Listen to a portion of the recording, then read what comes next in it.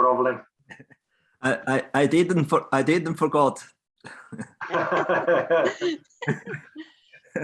How can I forget you? But I had yesterday 2 programs, so I'm a little late today. Kaže duhovni učitelj, nisam vas zaboravio, ništa ne brinite. Kako vas mogu zaboraviti? Jedino juče sam imao 2 programa, jedan jutarnji, jedan večernji, pa zato danas malo kasnije. Good, so you are all together? Da, svi smo tu. Where is our translator? Hani informed me that she unfortunately got sick. Oh, really? And, yes, we have a high fever and pain in the throat. So, would you like me to translate, or should I ask some other devotee? No, you can do it. Okay. Take it easy. Okay. Okay, good.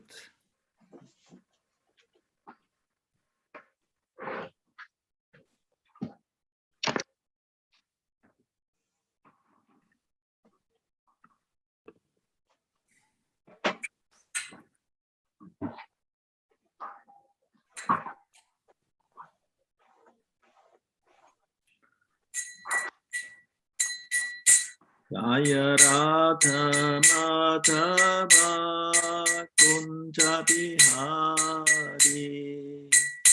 Jaya Radha Madhava Kunja Bihari. Gopijana Vallabha Girivardhari. Gopijana Vallabha Girivardhari. Yashodanandana Prajajana Ranjana. Yashodanandana Prajajana Ranjana. Yamunatira Vanachari. Jai Radha Madhava Kunja Bihari. Jaya Radha Madhava Kunja Bihari. Gopijana Vallabha Girivardhari. Yashodanandana Prajajana Ranjana. Yamunatira Vanachari. Jaya Radha Madhava Kunja Bihari. Jaya Radha Madhava Kunja Bihari. Jai Shri Krishna Chaitanya Prabhu Nityananda Shri Advaita Gadadhara Shivasati Gaura Bhakta Vrinda. Hare Krishna Krishna Krishna Hare Hare, Hare Rama Rama Rama Hare Hare. Hare Krishna Krishna Krishna Hare Hare, Hare Rama Rama Rama Hare Hare. Hare Krishna Krishna Krishna Hare Hare, Hare Rama Rama Rama Hare Hare. Hare Krishna Krishna Krishna Hare Hare, Hare Ram Ram Hare Hare. Hare Krishna Krishna Krishna Hare Hare, Hare Ram Ram Hare Hare. Hariharaya Nama Krishna Yadavaya Namaha Yadavaya Madhavaya Keshavaya Namaha Gopal Govindaran Simadhusudan Giridhari Gopinath Madana Mohan Sri Chaitanya Nityananda Shri Advaita Sita Hare Guru Vaishnava Bhagavata Gita Shri Rupsi Sanatam Bhatta Raguna Sri Jiva Gopala Bhatta Dasa Raguna Hariharaya Nama Krishna Yadavaya Namaha Gopal Govindara Srimati Sudha Haribo Haribo Haribo Nitai Gaur Haribo Jai Om Vishnupada Paramhamsa Paradikacharya Sadhara Simati Swayam Grace Esi Bhaktananta Samaraj Srila Prabhupada Ki Jai Ananta Koti Vaishnava Vrindi Ki Jai Namachar Sil Haridas Thakur Ki Jai Prems Gosi Krishna Chaitanya Prabhu Nityananda Shri Advaita Gadadhar Shivasadi Gaur Bhakta Vrindi Ki Jai Shri Sri Radha Krishna Gopa Gopinath Shamakund Radha Kund Giri Govardhan Ki Jai Mayapur Navadip Dham Ki Jai Vrindam Mathura Dham Ki Jai Ganga Mai Ki Jai Yamuna Mai Ki Jai Tulsi Devi Ki Jai Bhakti Devi Ki Jai Harinam Sankirtanya Ki Jai Samaveta Bhakta Vrindi Ki Jai All glory to Guru Garanga, all glory to Prabhupada.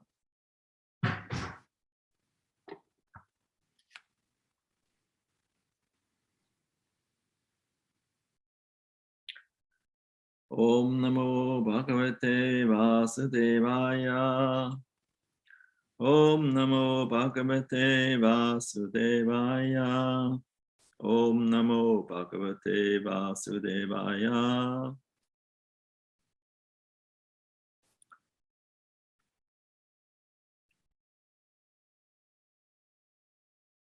Narayana Namaskrityam Naram Chaivam Narottamam Devim Saraswatim Vyasam Tato Chayam Udhire Nastapreshu Abhatreshu Nityam Bhagavata Sevaya Bhagavati Utamash Lokher Bhaktir Bhavati Naishtiki Idam Bhagavatam Nama Puranam Brahma Samhitam Uttama Shloka Charitam Chakara Bhagavan Rishi Nishrayasaya Lokasya Dhanyam Swastaya Namahat.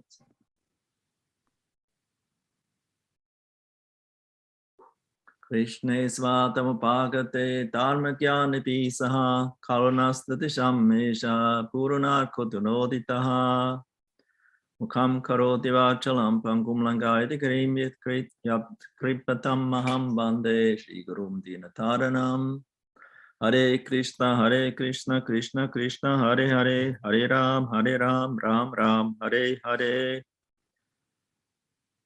You have the verse ready?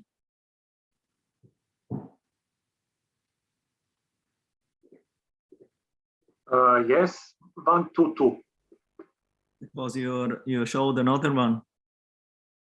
Yes, I have informed our moderator. He will now put the right one. No problem. Vyasa Vacha. So we start a new chapter, chapter 2 of the first canto, Divinity and Divine Service.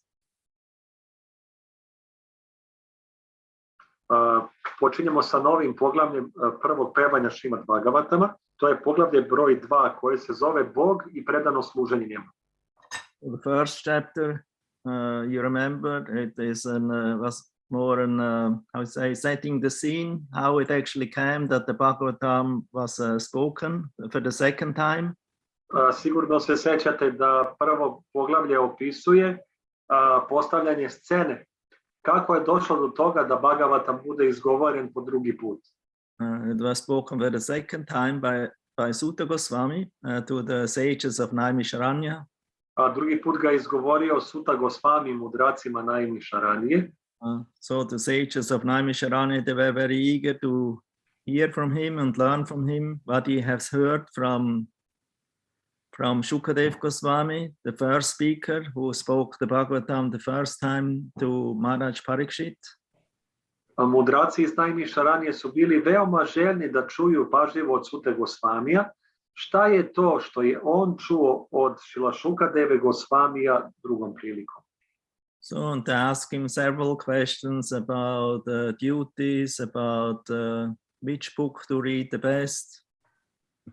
Tako da pitali su ga razna pitanja šta je najbolje da se radi, koju knjigu je najbolje da čitamo. What is the highest and the best occupation for people to get benefited? Koje je to najbolje zanimanje od kojih će ljudi dobiti najviše dobrobiti? What are the different incarnations of the Lord? Why Lord Krishna appeared as a son of Vasudeva and Devaki? Zatim su ga zamolili da im priča o različitim inkarnacijama gospodovim, kako se on pojavio kao sin Vasudeve i Devaki. Please tell us about his different pastimes together with Balaram. Molim te, pričaj nam o njegovim različitim zabavama zajedno sa Balaramom. And also tell us about the other avatars who are other avatars the Lord appeared for the benefit of the world. I molimo te, pričaj nam i o drugim avatarima u kojima se on pojavio radi dobrobiti sveta. And ultimately they ask, after Krishna left from this world, where the religious principles took shelter.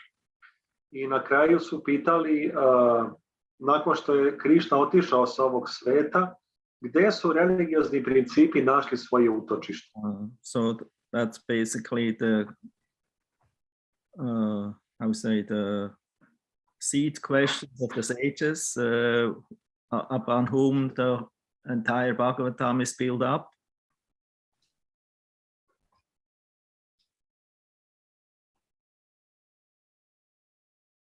I to su Bhagavatam izgleda. Bhakti Granta, we have problem again. Rajan? You don't hear me, huh? Yes, I noticed that.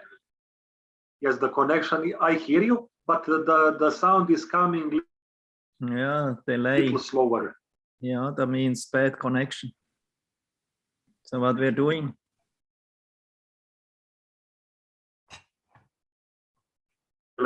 Yes, maybe I will ask Radha if she can translate. I think she has better machine than me. Yeah, because I cannot wait a half a minute until you hear it or reply.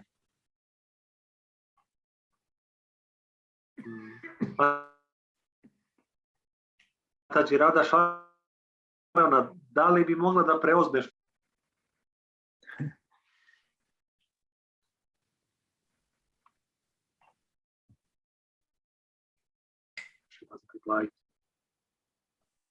Let me see if somebody else is here. Otherwise, I will just speak in English, Bhakti Granta, because everyone actually in your country, everyone understands English if they want. Yes, of course. And if they later on, it's anyway recorded, so you can also like to know the translation. They can get the translation if they're eager. Yes. And in Croatia also, most devotees speak English. Knight is here. And some others, they understand, I think, English. No. Yes. So then we just continue in English. So I summarized the six questions of the sages, the basic of the Bhagavatam, and the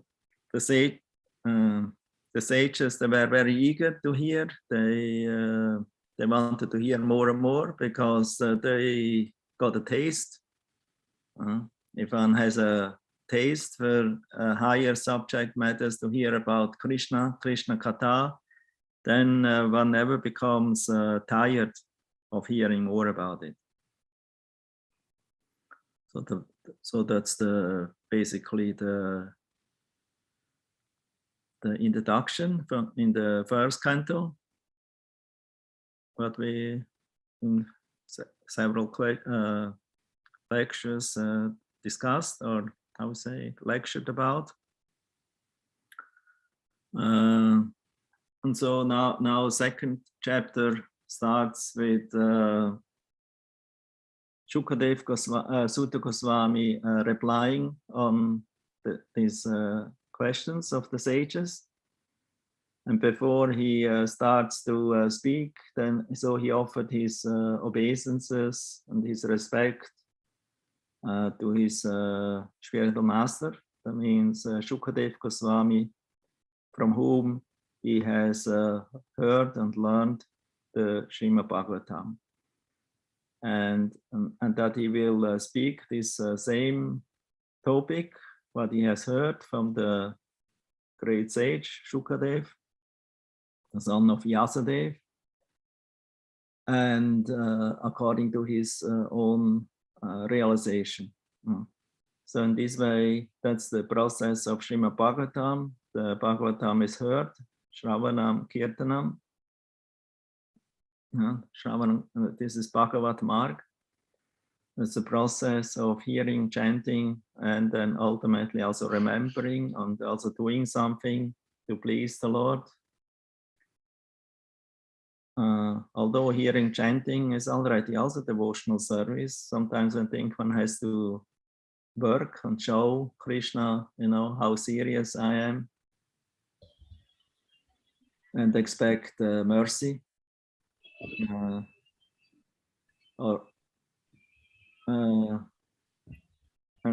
But not understanding that actually service starts with hearing, chanting, and also remembering. This is the basic functions of devotional life. So without proper hearing, we cannot chant properly. Without chanting properly, we cannot remember properly. And without remembering properly, we cannot act accordingly in proper way. So everything actually starts with hearing and chanting. And that's the most important process. It's not a waste of time.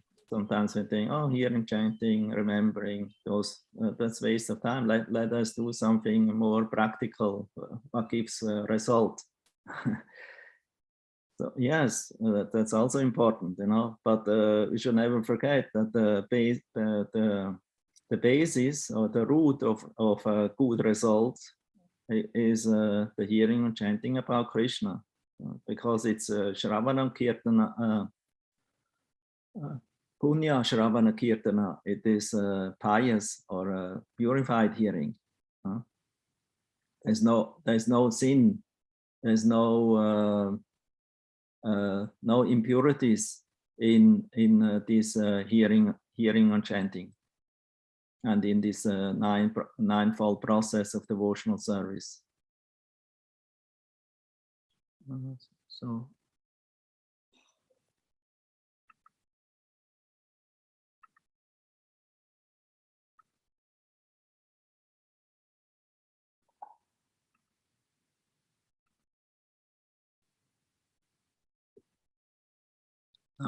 Now somebody else appeared in the picture here. I don't see the. This is Chaitanya Bhakti. That is Chaitanya Bhakti, but I want that all together to see, but I don't know what happened.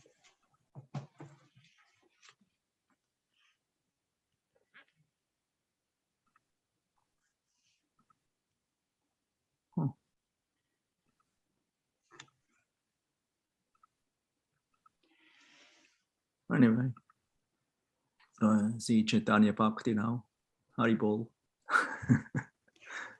Ja sam nepismena za ove visoke tehnike. So anyway, so let's see, go on.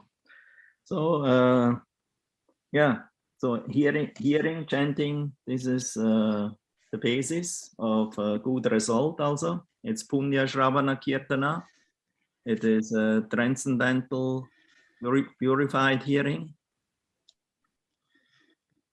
And by this hearing, we become inspired to also engaging in a proper way so that we will not become entangled in the fruitive activities of our daily lives activities. So the sages of Naimisharanya, they approached Sutta Goswami, and then Sutta Goswami, he starts to speak now. And before starting to speak, he offered his obeisances. He offers his obeisances to the great sage Shukadev Goswami, by whose mercy he is now able to speak the Bhagavatam, to repeat and to remember according to his own realization what he has heard. So we start with the text 1. Vyasa Vacha, iti samprashna samrishto vipranam brahmaharshani pratipujya bachastejam pravaktum upachakrame.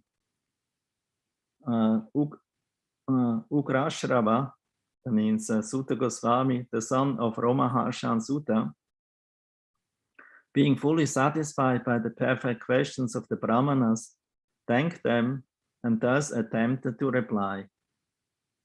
So it's very important to have good questions, because on the basis of the good questions, the speaker becomes very much inspired to reply. That we can also see in by Vidura. Vidura had so many questions brought up, even more than the sages of Naimisharanya, to Maitreya Rishi, the great sage. So in the purport, Srila Prabhupada mentions the sages of Naimisharanya asked Sutta Goswami 6 questions, and so he is answering them one by one. So this we already summarized. So text 2, Sutta Vacha. Yam pravrachantam anupetam apeta krityam Vaipayano viraha katara achuhava putreti tamayataya taravo binedus tam sarva bhutaridayam muni anatosmi. Srila Sutta Goswami said, let me offer my respectful obeisances unto that great sage Shukadev Goswami, who can enter the hearts of all. When he went away to take up the renounced order of life, sannyas, leaving home without undergoing reformation by the sacred rite or the ceremonies observed by the higher castes, his father Vyasadeva, fearing separation from him, cried out, "Oh, my son!" Indeed, only the trees which were absorbed in the same feelings of separation echoed in response to the bereaved father. You hear me?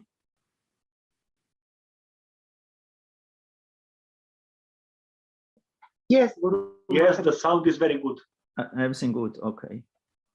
Good, then we can continue. So remember what I read? So Sutta Goswami offered his respectful obeisances to Shukadev Goswami,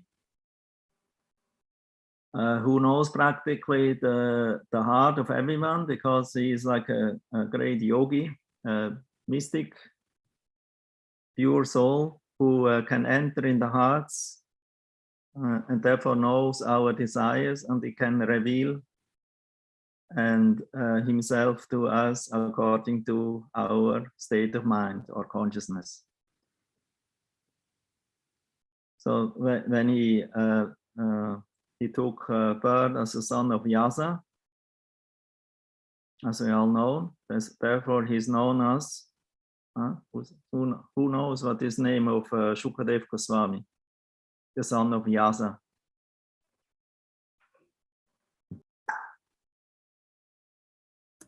Badarayani. Vyasaki. Yes, that's right. Nice, very good. Vyasaki. So he's Vyasaki. He's the son of Vyasa. So he left home. He didn't undertook the samskaras normally performed by somebody who takes birth in a higher caste. Brahmana, Kshatriya, and Vaishyas. Only Shudras, they don't get the sacred thread. But the higher caste, they get the sacred thread. So there's initiation. Huh? So, and normally Vyasadeva, he wants to perform his right ritual also for his son, and he took birth. But his son was already about around 14 years old. That's normally the time of the initiation, between 12 and 14. The Upanayana, the means sacred thread. So he wanted to initiate him. He wanted to give him sacred thread, Brahma Gayatri mantra. That's a general mantra given to the Brahmanas. And because he was quite long time in the womb of his mother, 12, 14 years, we heard from the Shastras. There's Brahmavavarta Purana, give this statement. And he didn't want to come out. Only when Vyasadeva went, requested Krishna from Dwaraka to appear, because Vyasadeva had this connection to appear, or to about whomever he thinks, he will appear to him when he calls him. So and he also got the promise of Krishna, whenever he needs him, he will come. So Krishna came, and then so to convince Krishna to come, to convince Shukadev to appear in this world. Shukadev was afraid because he was already a self-realized person. He didn't want to entangle himself in fruitive activities or in worldly activities. So therefore, he didn't want to come out. But only when he got the blessings and the guarantee of Krishna that he will not become entangled, and Krishna gave him mission to of a preacher, of a Sankirtan devotee. So then Shukadev appeared to speak the Bhagavatam for the first time. And Vyasadeva was very much attached to his son, of course, because he was finally appeared after so many years. He already thought he's lost, he will never come out. Although he was a sage, he didn't know about that, because Shukadev is a transcendentalist, he's an Atmarama, self-realized person already in the womb and before. So that means he came out when he wanted to come out, and when he got the blessings of Krishna. So he came, and but then he didn't stay at home. Like ordinary, we always stay home and get training and how you say, the nice treatment of the parents. They love us very much, and they give you all care and love and attention. So Vyasadeva also wanted to, of course, he didn't want to do hatchel and tatchel and I would say spoil the son. He wanted to train him to become a good brahmachari and a good devotee, hopefully. So he had this desire that his son had to go through this initiation, because initiation, diksha, that's the beginning of spiritual life. Therefore, it's called second birth. Huh?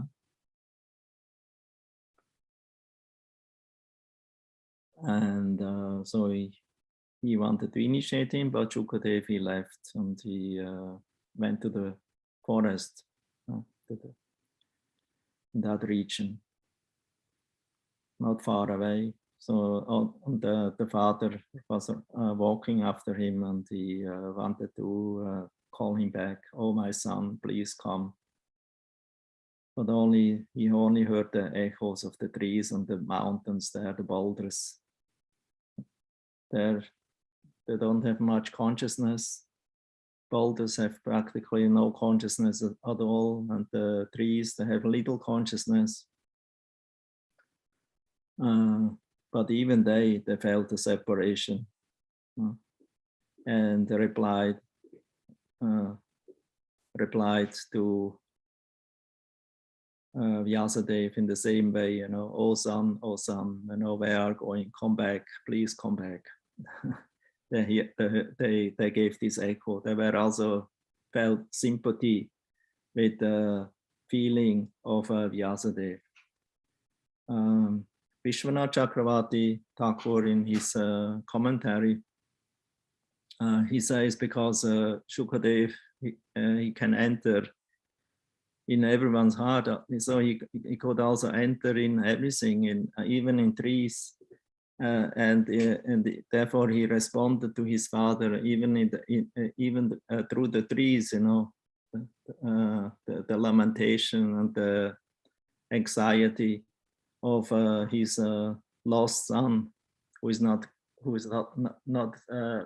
willing to come back. So. So that begrieved Vyasadeva very much, although he was actually a self-realized soul. He should not be attached.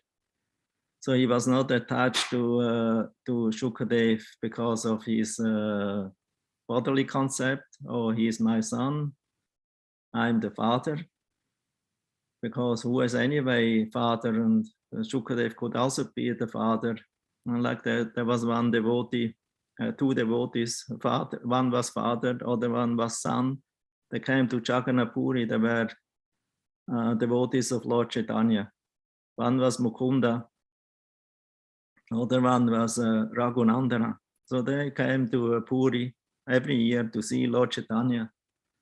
And Lord Chaitanya always had a meeting with his dear devotees from Bengal and asked them many questions. So one time he asked Mukunda, so, and Raghunandana, who of you is the father and who is the son? And then Mukunda answered, actually Raghunandana is my father, I'm his son, because I learned Krishna consciousness from him, how to become attached and to relate with Krishna, with the deity, not just like an idol, like a doll, but as a person. Because his son, he was in his young, when he was a very, very small boy, his father, who was an Ayurvedic doctor, asked his boy, because he had to go to an emergency case, visiting a patient who got some infection or disease, to bring him some medicine and give him some treatment. So he asked his son, because he could not perform his puja in the morning. So he requested his son, please do the offering. That's the least what one should do in the morning, to offer the deity every day some bhoga, some offering prepared. So the devotees always prepare something nice, palatable for the pleasure of Krishna. So he prepared ladus, because Krishna likes very much ladus. So Mangala sweets are offered, ladus, sandesh, like that. And So he asked the son, I have to go on visiting a patient, so you offer to Thakurji the ladus. So the boy, he did it, performing, pleasing his father, doing this service. Although he was not initiated, he was too young at that time. I mean, small children, they don't get the sacred thread. Sacred thread is given after from 12 years on, like that, not from just a few years old. So the son, he offered these sweets, and then after a while, because he observed his father, the children are very good observers. They see everything what the father and the mother is doing, and they're actually copying. They're imitating that what they see from the parents, because the first guru is the father and mother, and like that. Then only later on the teachers will come and teach them more things, mostly spoiling them, or how say, brainwashing and misdirecting them. So, but the real natural teacher is the father, no? like Srila Prabhupada, he told, I learned everything from my father and from my parents, how to cook, how to play mridanga, how to worship the deity, and like that. All these things of devotional life I learned from father, because my father was a great Vaishnava. He was a Vaishnava. Mother also. So, and therefore Srila Prabhupada, when he was a small boy, he first observed how the father did, and he wanted to do everything by himself, also learning all these things. Only to preach and to write books, that he learned from his Guru Maharaj, Srila Bhaktisiddhanta Saraswati Thakur. So Srila Prabhupada, he remembers how he became inspired to worship Lord Jagannath by doing Ratha Yatra. And here he got also some observation of Ratha Yatra, so he just wanted to imitate. And the neighbors the neighbors, they all were very happy when they saw the small boy doing Ratha Yatra. Although it was a very small one with a toy cart, with a little cart, with little Jagannaths, but they accepted like real, and he distributed prasadam, and there was a festival, Ratha Yatra festival, celebrated and performed by a small boy, and the whole neighborhood took part in it. Srila Prabhupada remembered that, and then later on he started Ratha Yatra in big form, with 3 carts, huge, in San Francisco. Well, now we have Ratha Yatra all over the world, because Srila Prabhupada, he started it when he was a small boy. So Srila Prabhupada also remembered that he had the good luck that he was taking birth in the Vaishnava family. Anyway, to come back to Mukunda and to Raghunandan. So Raghunandan, he also had the good fortune. Of course, both of them, they're Nitya Siddha, they're eternal associates of Lord Gauranga, Radha Krishna. So he made the offering, and then imitating the father, after 10 minutes or 15 minutes, he goes on the altar and to take the plate, like that. So he went there, and then he was looking, and then he saw all the ladus are still on the plate. So he wondered, Krishna is not eating. So and he speaks personally to Krishna. Krishna, why you're not eating? My papa, he prepared so nice ladus for you, and you like ladus, and you're not eating. You're not hungry today? And the boy, he spoke it in such an innocence or in such a pure way, like boys are, you know, children are like that. Children are sinless. Sins only appear later on when we come in contact with the material world, with the schools and with the external world, you know. And even then, only it starts about on a certain age, about after 12 or so, it starts. Then we become responsible for our own karma. So up to 12 years, children have no karma. The karma is the parents take. Therefore, it's very important in this time, you know, from 0 to 12, to take proper care for the children. And after that, they become responsible. So you can see in everyone's life, after 12, something changes in our mentality. So we become more, the innocence goes lost. So, and Mukunda, Raghunandana, he was very innocent, he was very pure, and he remained pure whole life. It's not it's not a general rule that everyone has to become a rascal or degraded after some time, or not feeling so pure in heart because of our material selfish desires. So he was a very pure soul.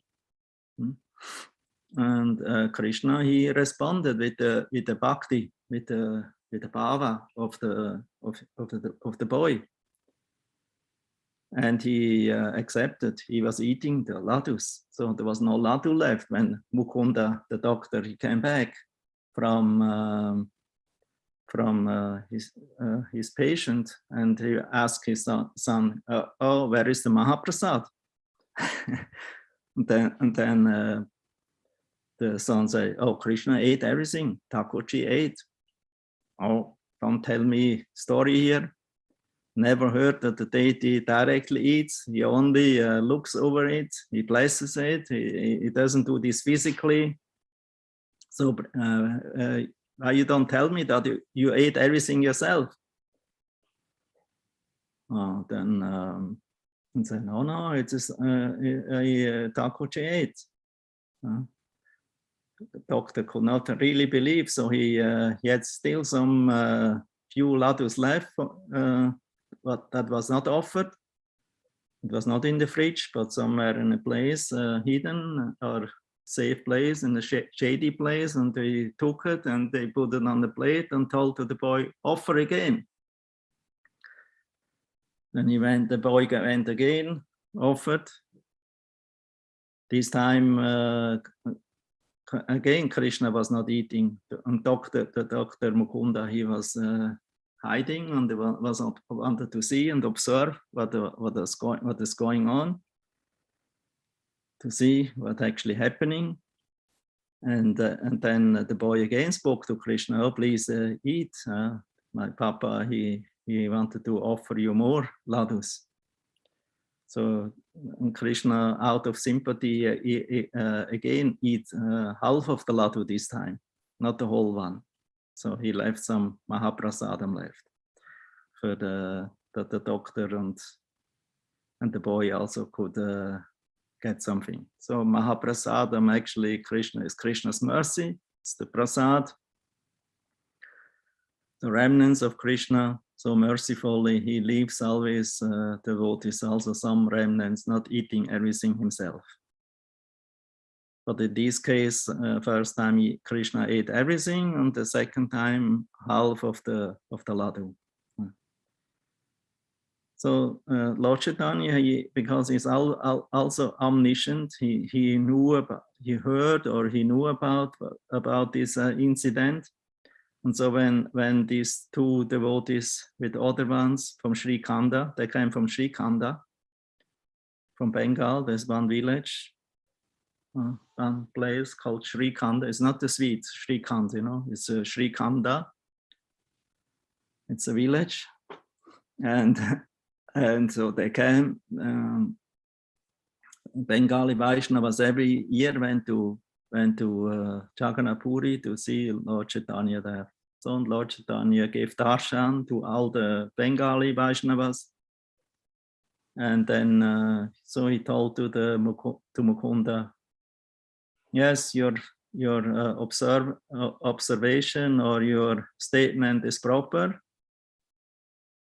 Raghunandana is your father, he's your guru, because he teaches you Krishna consciousness. So, and you are his son, although he was actually the father. So in the same way, we can actually see in Shukadev Goswami's life, Shukadev Goswami seemed to be Vyasaki, the son of Vyasa, and that he's the son, and Vyasadev is the father.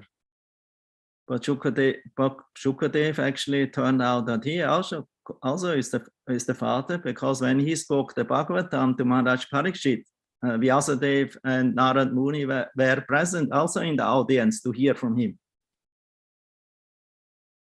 And they were so impressed by the hearing Shukadev's realization of Bhagavata Katha that they were completely in ecstasy, and they thought, oh, we have heard it the first time. Anyway, that's the nature of Bhagavad Gita. It's always as we would hear the first time. Because if we have rasa or devotion to Krishna, we become very happy and very eager to hear, and we feel, oh, this is like I would hear first time. Shukadev Goswami speaking Bhagavatam. So it was so enlightening to them. So anyway, we go to the purport.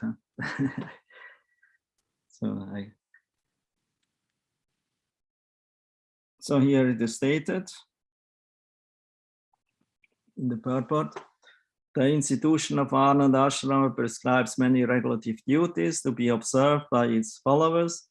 Such duties enjoin that the candidate willing to study the Vedas must approach a bona fide spiritual master and request acceptance as his disciple. Guru Ashraya. The sacred thread is a sign of those who are competent to study the Vedas from the Acharya or the bona fide spiritual master. Sri Shukadev Goswami did not undergo such purificatory ceremonies because he was a liberated soul from his very birth. Generally, a man is born as an ordinary being, and by the purificatory process,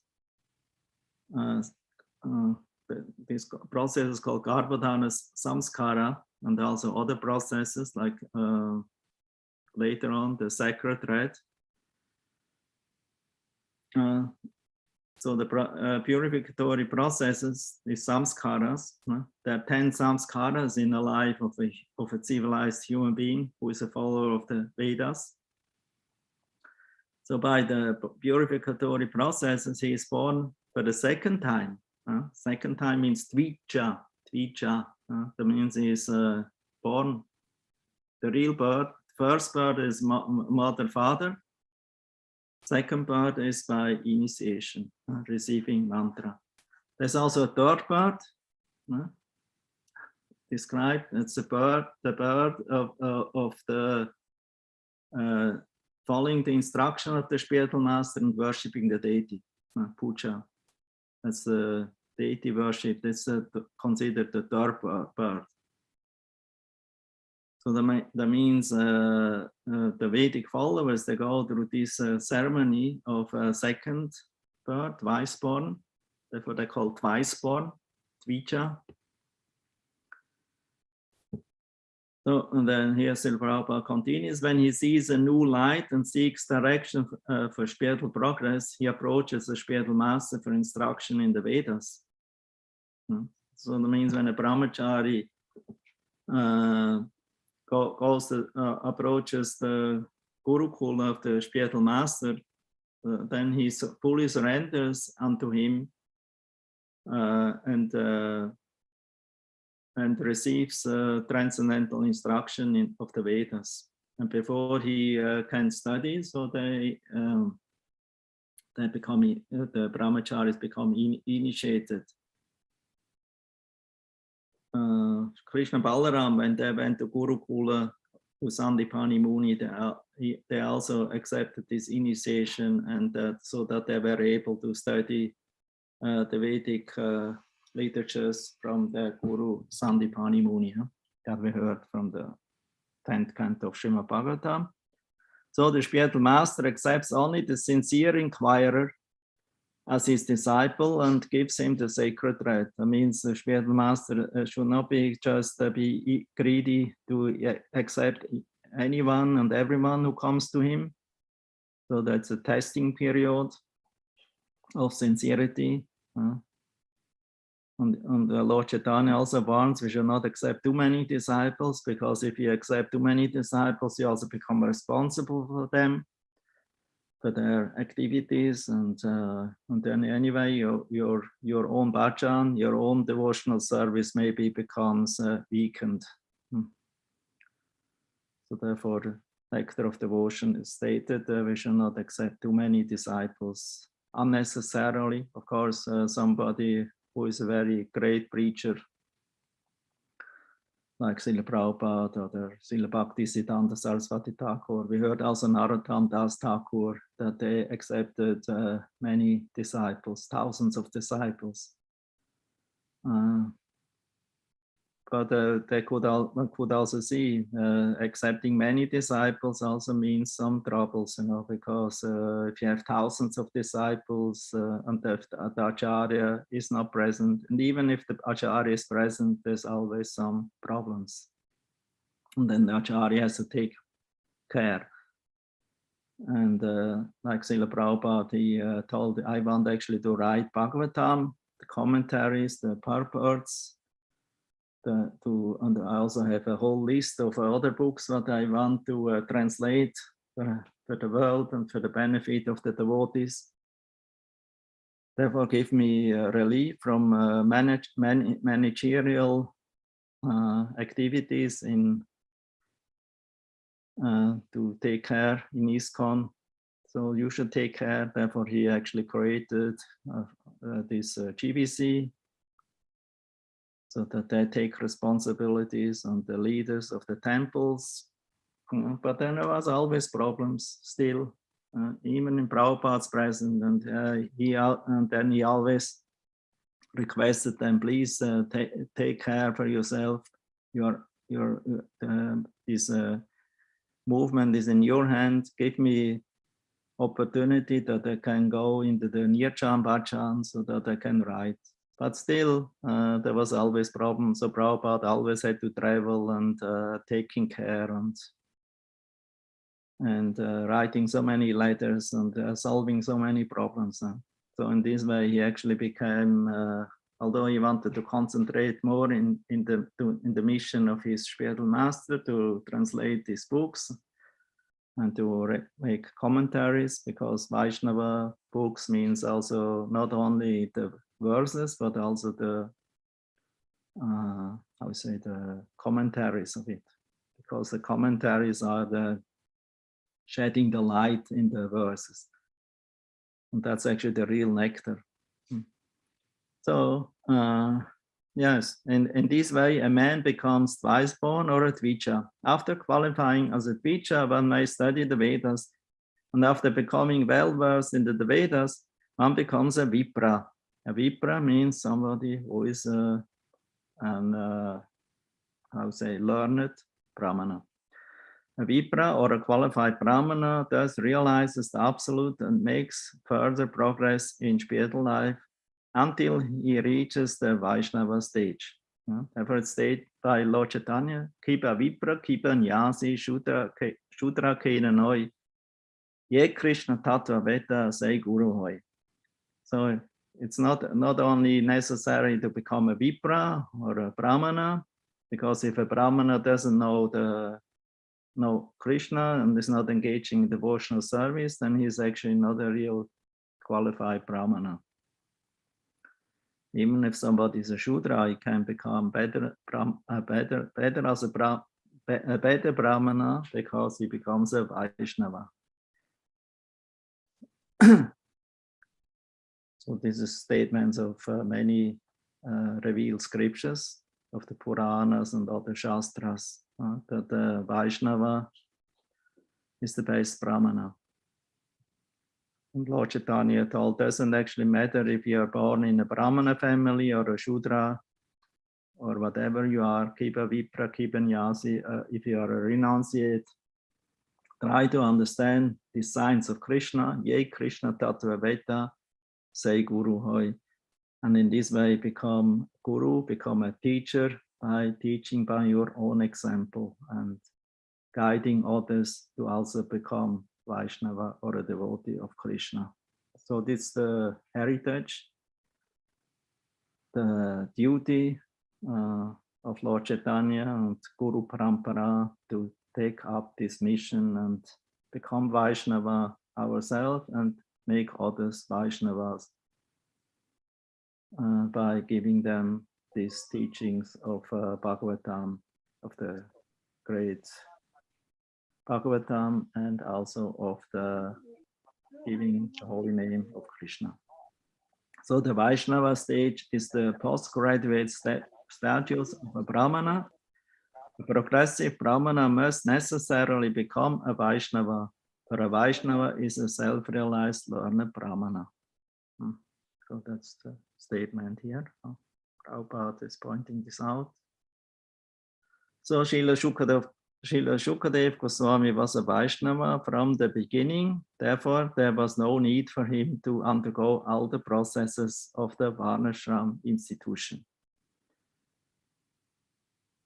So that means actually this initiation, this initiation ceremony and samskaras is the institution of the Narada Pancharatra and other Pancharatra scriptures, who giving guidelines how to become a cultured person by following this institution of Varnashram Dharma and the different purification processes of known as samskaras.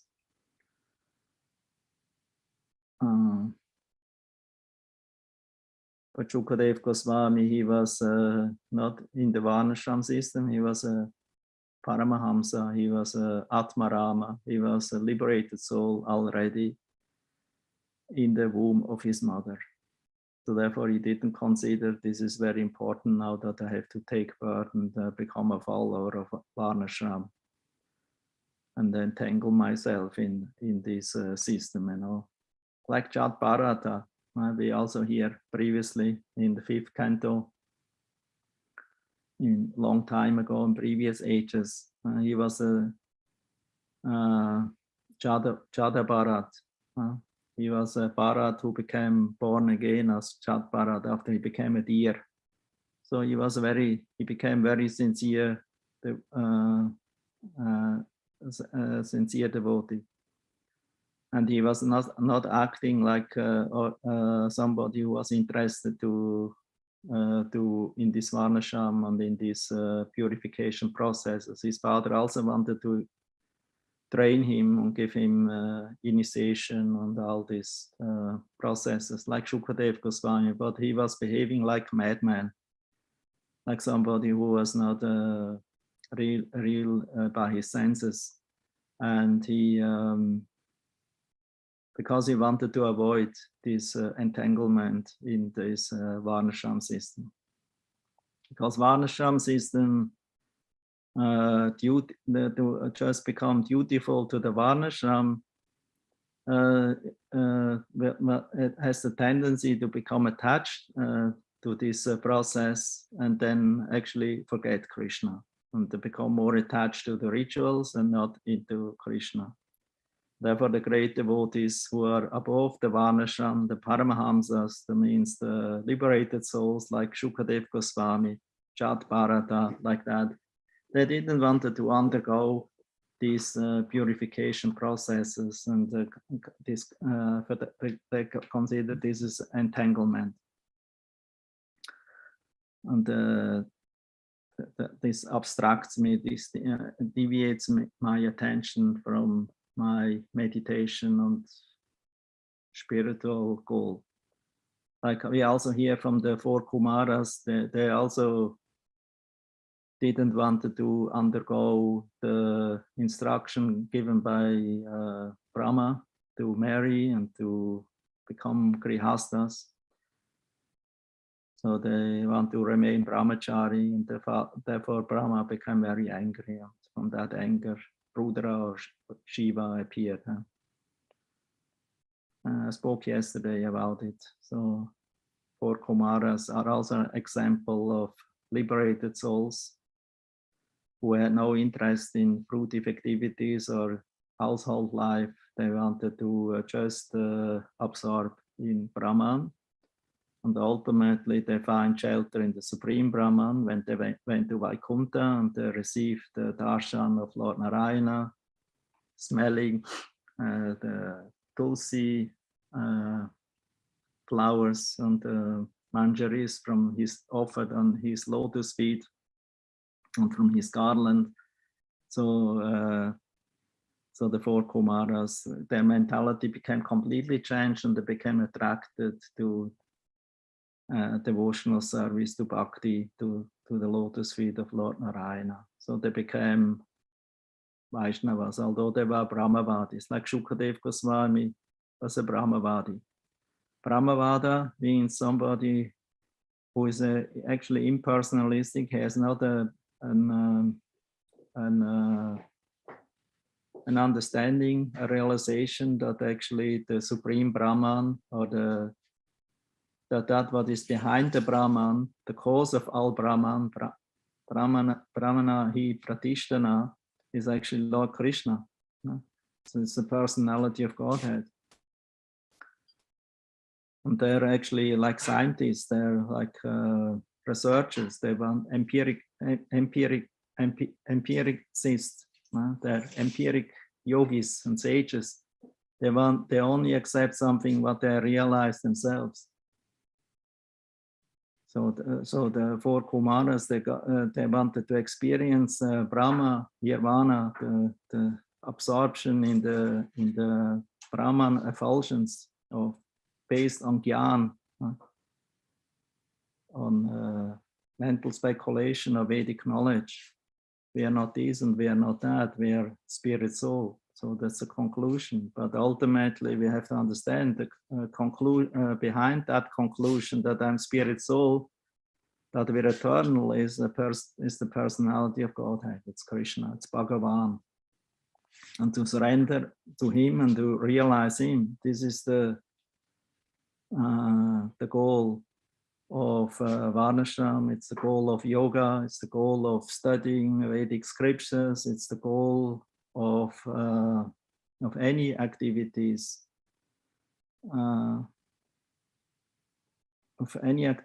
we perform. So Sri Chaitanya Mahaprabhu accepted this principle and recognized Srila Haridas Thakur as the Acharya of the Holy Name, although Thakur Haridas appeared in a Mohammedan family. In conclusion, Srila Shukadev Goswami was born as a Vaishnava, and therefore Brahmanism was included in him. He did not have to undergo any ceremonies. Haridas Thakur, good example also. He was born as a Muslim, and Muslim in general, they are not inclined to bhakti, to Krishna bhakti, but because he got good association at Advaita Acharya and with other great devotees of Lord Chaitanya, before even Lord Chaitanya's time, especially Advaita Acharya, by this association, he became himself a great Vaishnava. Advaita Acharya and Haridas Thakur were very good friends, friendly devotees. Many times when Haridas Thakur visited Navadvip or Nadia, Bengal, so then he visited the house of Advaita Acharya in Shantipur. So any low-born person it's also further stated here, even if he's a Kirata, Puna, Andhra, Pulinda, Pulkasha, Abhira, Shumba, Yavana, Kasa, or even lower, can be delivered to the highest transcendental position by the mercy of Vaishnavas. Kirata, Andhra, Pulinda, Pulkasha, Shumba, Yavana, Kashada. Srila Shukadev Goswami was the spiritual master of Sri Suta Goswami, who therefore offers his respectful obeisances unto Srila Shukadev Goswami before he begins his answers to the questions of the sages at Naimisharanya. So that's the end of the purport. Srila Prabhupada.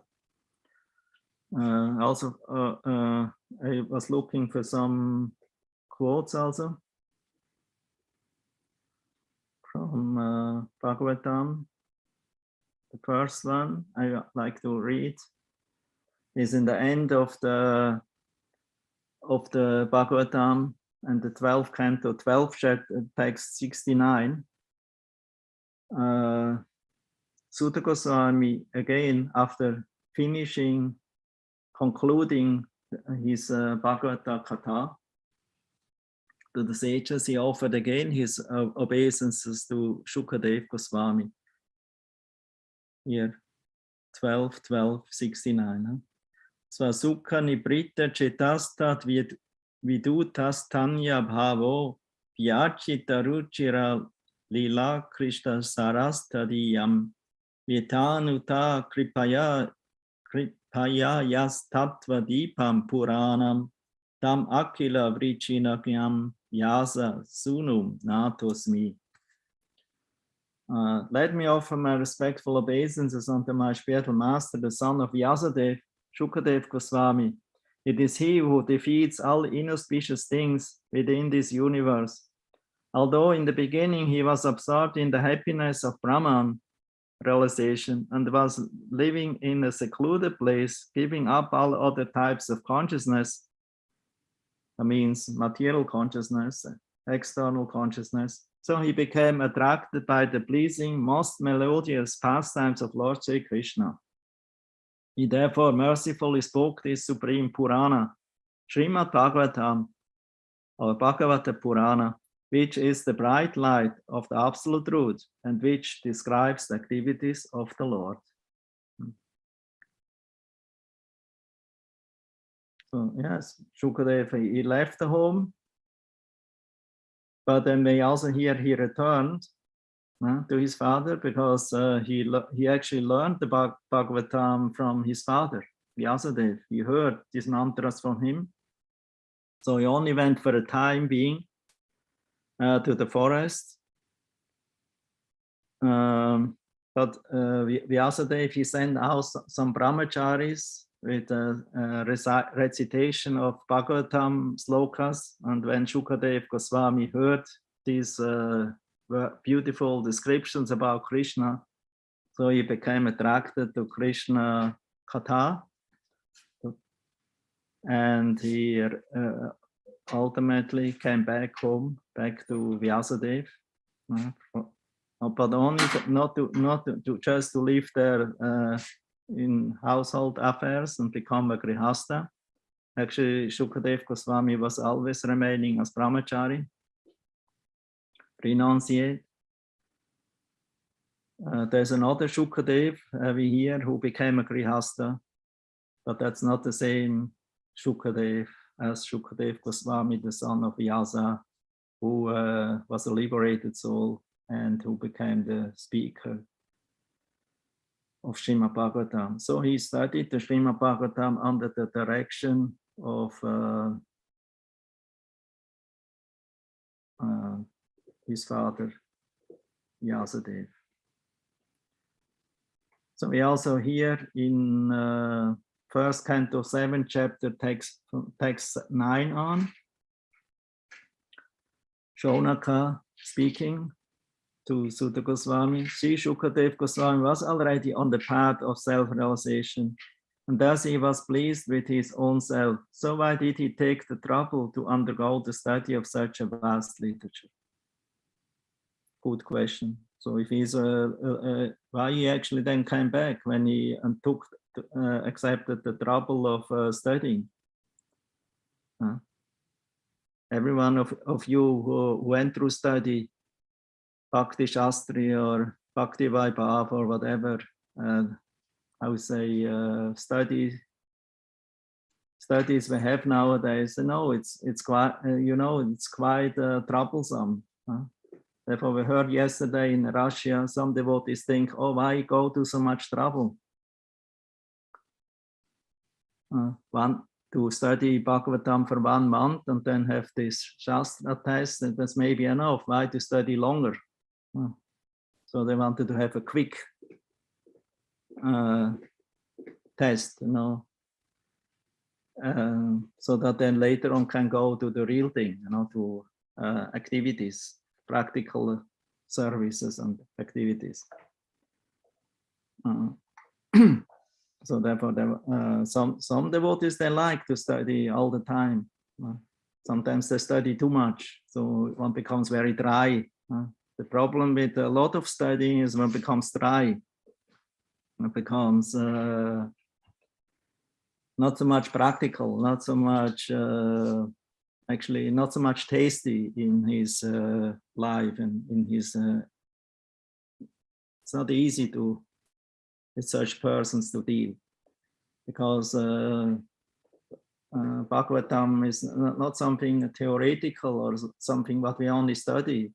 So the purpose of Bhagavatam is not to become professor in the Bhagavatam and then forget everything else. So the study is here to practice and to engage in devotional service. Otherwise, why to take up so much austerity to study for 1 month, 2 months, half a year, or 2 years, and some devotees, they study whole life already, Bhagavatam. So this is very nice, but actually the process of Bhagavatam is not just to study, it actually to relish. So better to relish 1 verse a day and absorb in it, and do something also in a practical way in devotional service, in going on Sankirtan, distributing books, in preaching activities, in cooking for Krishna, in some seva, practical seva for the pleasure of the deities.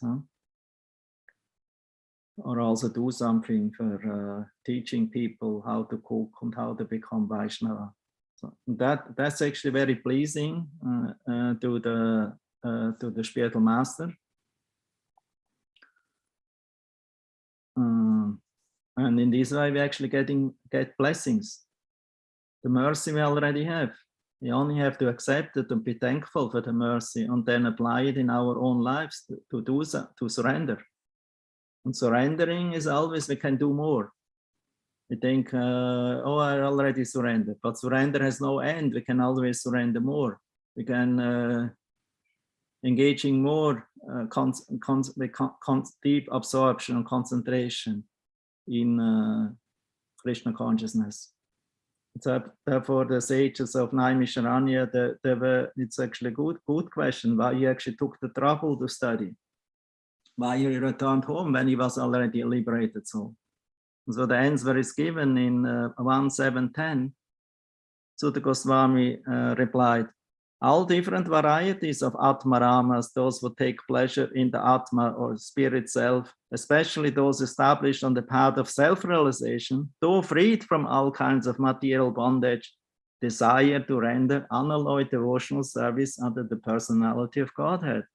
This means that the Lord possesses transcendental qualities and therefore can attract everyone, including the liberated souls. The next verse, that's a very long purport. Lord Chaitanya gave a very elaborate explanation of this verse, only about this one sloka.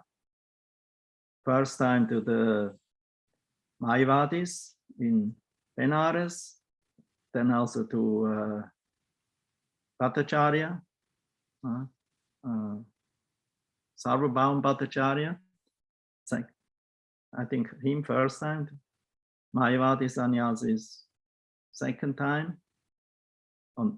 After he returned from Vrindavan. On the way to Vrindavan, Lord Chaitanya came to Benares, Varanasi, nowadays called Kashi, also previously known as Kashi. Now in India, so many cities accepted the old names again. So Benares is not Benares anymore, it's Kashi. So Lord Chaitanya, on the way to Vrindavan, he came to Kashi, and some Mayavadi sannyasi, because Kashi is a Shiva city. Many Shiva lingas are worshipped in many temples there, and therefore many Mayavadis. It's the capital headquarter of the Mayavadis, Kashi, and they heard about this Lord Chaitanya, and then when he arrived in the city, and they first thought, oh, he's also an Ekadandi sannyasi. He's one of us. So they invited him also to for their festivals and for their ceremonies. But Lord Chaitanya didn't went. He didn't went. He actually went straight further to Vrindavan. And only when he returned from Vrindavan after Kartik, he returned again to Kashi, and in that time he liberated the Mayavadis of Kashi. He gave them darshan. He went to their meetings, and he took a very humble position, attitude. Mayavadis normally are very proud of their renunciation, of their knowledge, of their absorption and studying of Vedanta sutras, Brahma sutras, and so they're very proud, and they're a little steel framed, you know, they're not so soft. So it's not easy to deal with the Mayavad. What we call nowadays Mayavad is actually New Age Mayavad. It's impersonalism with all kinds of sentimentalism in it. But the real Mayavad is not sentimental at all. He's very fixed, you know, very determined. They have no emotions. Therefore, they could not understand Lord Chaitanya's Sankirtan. How he's a sannyasi, how he can sing and dance and cry and laugh and with so many other people together. This is unheard for a Mayavadi sannyasi. Because Lord Chaitanya, they thought he's a Mayavadi sannyasi because he accepted an Ekadanda. That was a system somehow at that time. So Lord Chaitanya became in very humble mood, you know, and then they invited him, please come sit amongst us, you know, why you're sitting in this place where we all wash our feet. Come to us and please tell us something about you. Why you're, you see, you're a Mayavadi sannyasi, but why you are behaving like that in hearing and in singing and dancing and crying and like that, sentimentalist, like Schlager, pop stars doing, you know, of course in the Kirtan way. You should not do this rock imitation, you know. Prabhupada didn't like that. We should dance like Prabhupada showed us, Swami step and elegant dancing, you know, not like rock musicians. This is not a paka. Sometimes we're doing like that, but it's actually a little, I would say, a little strange. Of course, Kirtan can be applied in all kinds of styles, but the real style, pleasing style, especially in the temples before the deities, and also when we dance before Lord Jagannath and festivals, and we should do it in Swami step and in jumping up like Prabhupada did, you know, with raised hands and dance elegantly.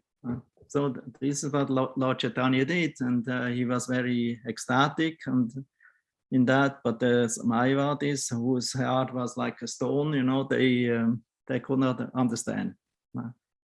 Therefore, Lord Chaitanya teach them, explain them, you know, why he is actually dancing and singing, because that is the statement of the essential statement of the scriptures, and that his guru told him personally, this is the essence of Vedas, to sing and dance for the Lord. And then the Mayavadis wanted to hear something about Vedanta, and they requested Lord Chaitanya to speak something in direct and indirect way. And then Sri Chaitanya also quoted this Atmarama verse. And after that, in so many different ways, I think 58 or 61 times, and then later on also to Sanatana Goswami. Sanatana Goswami also wanted to hear this explanation of the Atmarama verse, and then Lord Chaitanya explained even about 2 or 3 items more. That means 64 ways of interpretation of Atmarama. Each and every verse of these 11 words, Lord Chaitanya was giving elaborate explanations.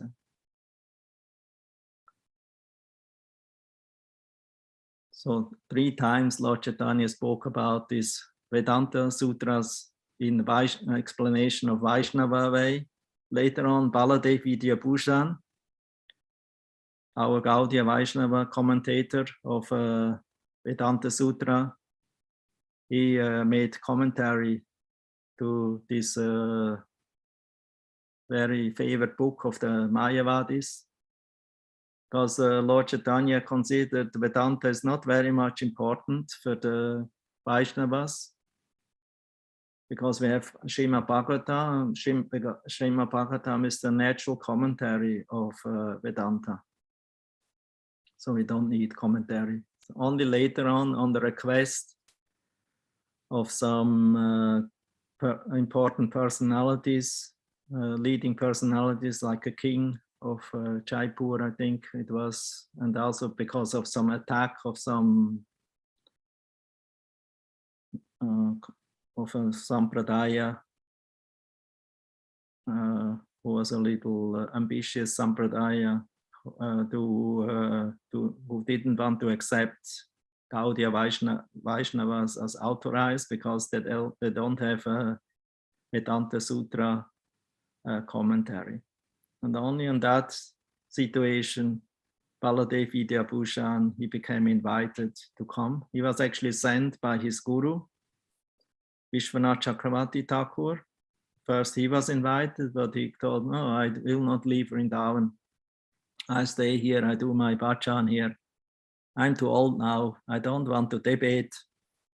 So he sent his Shiksha disciple, Baladev Vidyabhushan, and then he made this, he met scholars there in Jaipur, the challengers, and he defeated them all by giving them authorized Gaudiya Vaishnava commentary. He called that commentary Govinda Bhasya, the commentary dictated by Lord Govinda himself, the main deity of Jaipur and also Vrindavan. So he dictated it to me, and therefore I could write this commentary to Gaudiya Vaishnava Bhasya, commentary to Vedanta Sutra. Srila Prabhupada, in the beginning of Bhagavad Gita, he also gave an, how we say, how we call this, and dedication to Baladev Vidyabhushan, the commentator of Vedanta Sutra. He also gave commentary to Bhagavad Gita. Gita Bhushana. Very beautiful commentary. So here in text 11 from 7th chapter, 1st canto, it's also further stated that Srila Shukadeva Goswami, son of Srila Vyasadeva, was not only transcendentally powerful, he was also very dear to the Vaishnavas, Vaishnava Priya. Thus he underwent the study of this great narration, Srimad Bhagavatam.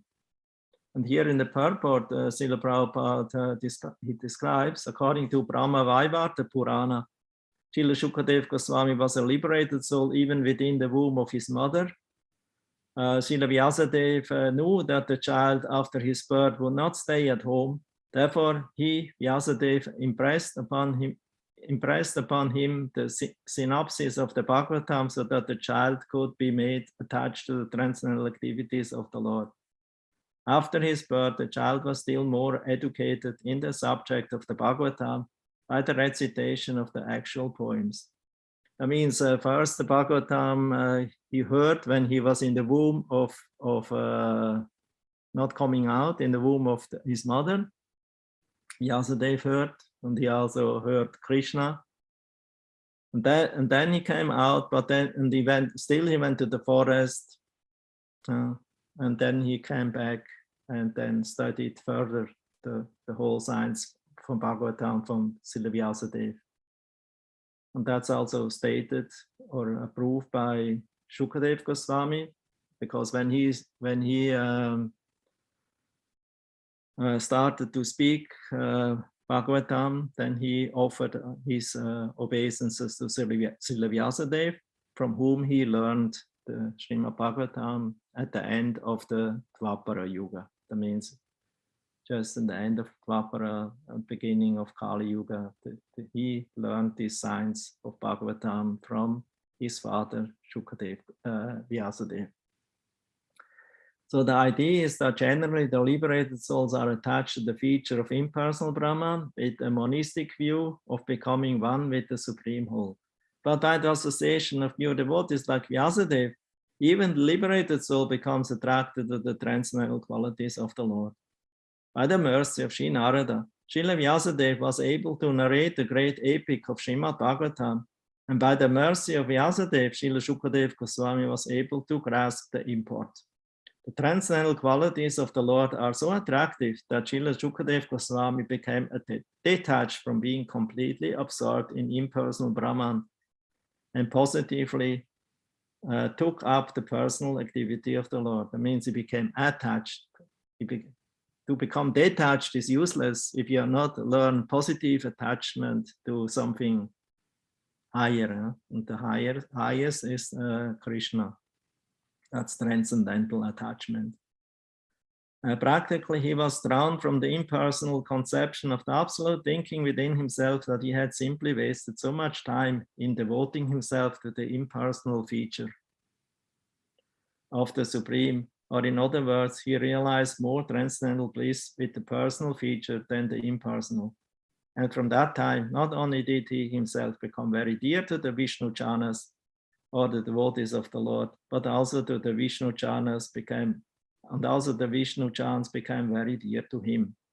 The devotees of the Lord who do not wish to kill the individuality of the living entities and who desire to become personal servitors of the Lord do not very much like the impersonalists. And similarly, the impersonalists who desire to become one with the Supreme are unable to evaluate the devotees of the Lord. Therefore, these two camps generally don't go good together. Although in one letter, Prabhupada said, let the Mayavadis and impersonalists welcome in the temple and sing and chant with us, then soon this way they also will become benefited. Thus, from time immemorial, these two transcendental pilgrims have sometimes been competitors. In other words, each of them likes to keep separate from the other because of the ultimate personal and impersonal realizations.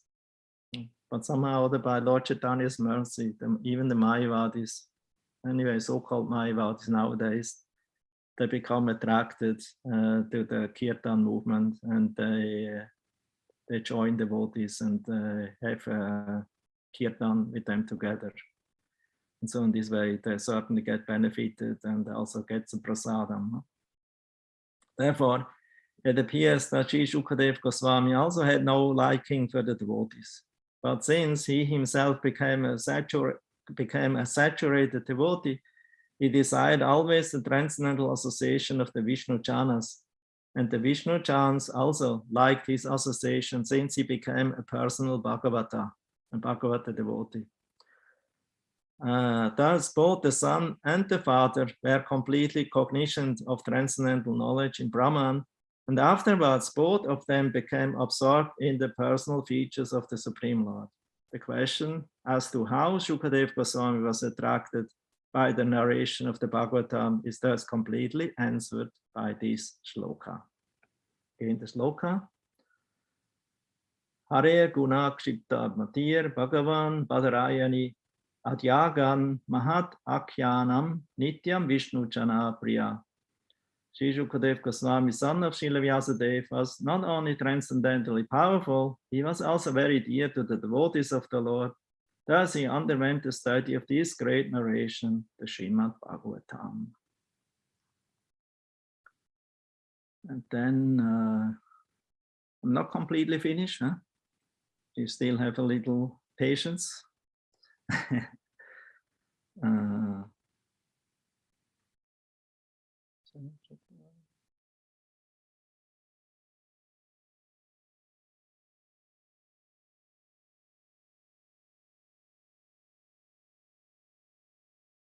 Yeah, there's another verse from 12th canto, 13th chapter, text 18.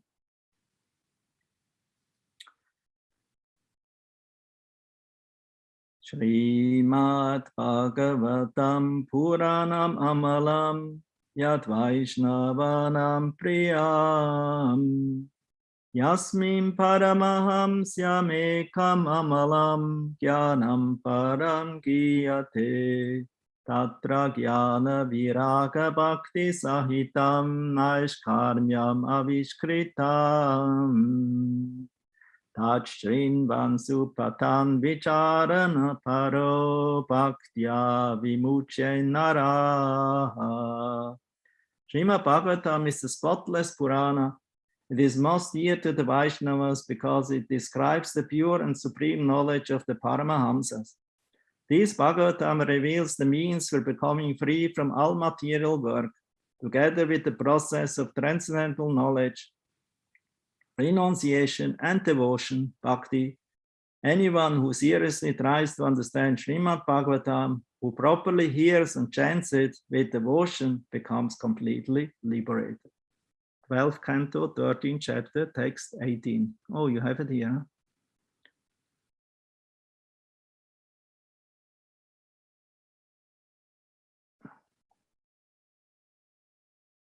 Here also stated, Yasyam vai shruyam anayam Krishna parama purushe bhaktir utpadyate pumsa shoka moha vayapaha. Simply by giving hearing a reception to this Srimad Bhagavatam, the feeling of Bhagavad Bhakti sprouts up at once to extinguish the fire of lamentation, illusion, and fear.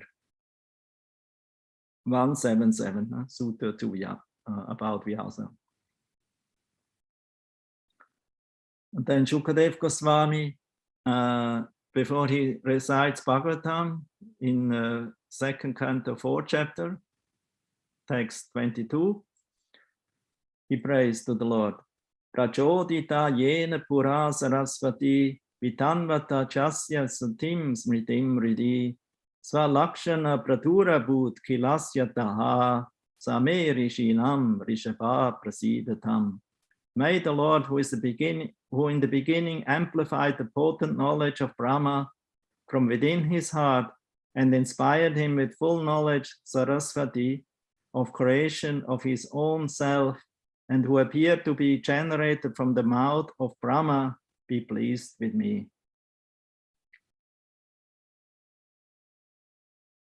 Then he prays further. Bhutai mahatvirya ima puro vibhur nirmaya shete yad amushu Purushaha Punkte Gunan Shodasha Shodash Atmakaha Solang Krishishta Bhagavan Vachamsi Me.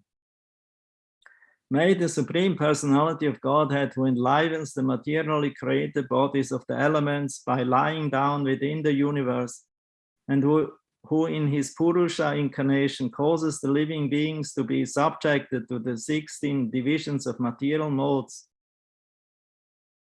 or elements which are his generator, be pleased to decorate my statements. 2.4.23. And 2.4.24. Namastasmai Bhagavate Vasudevaya Vedase Papur Jnanam Ayam Saumya Yan Mukham Buruhasavam. I offer my respectful obeisances unto Srila Vyasadeva, the incarnation of Vasudev, who compiled the Vedic scriptures. The pure devotees drink up the nectarian transcendental knowledge dropping from his lotus-like mouth.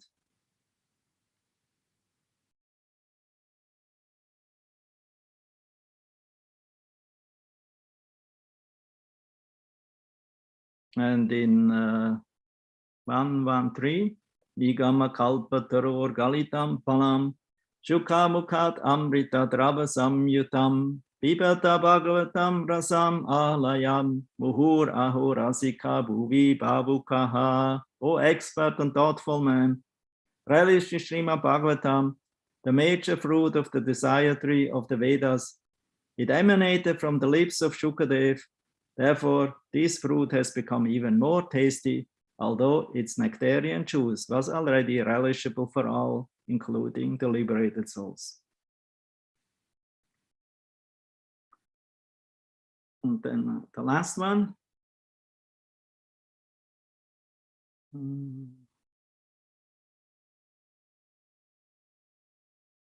From Madhya Lila, 24th chapter, text 313.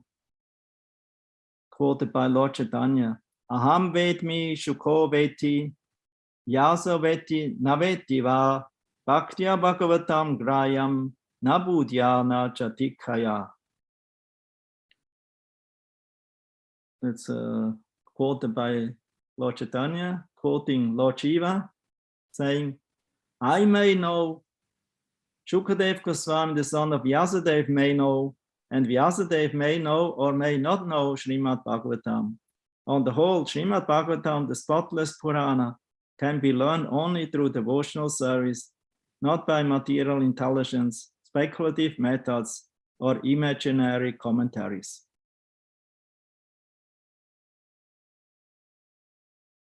This is from 24 chapter, Madhya Lila, text 313.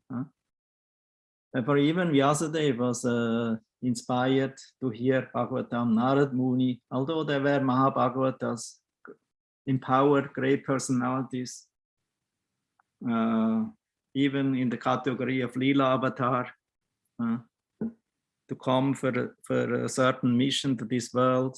Even they were present when Shukadev Goswami spoke the Bhagavatam. And they, for them, it was as they would hear it for the first time. So they became very inspired.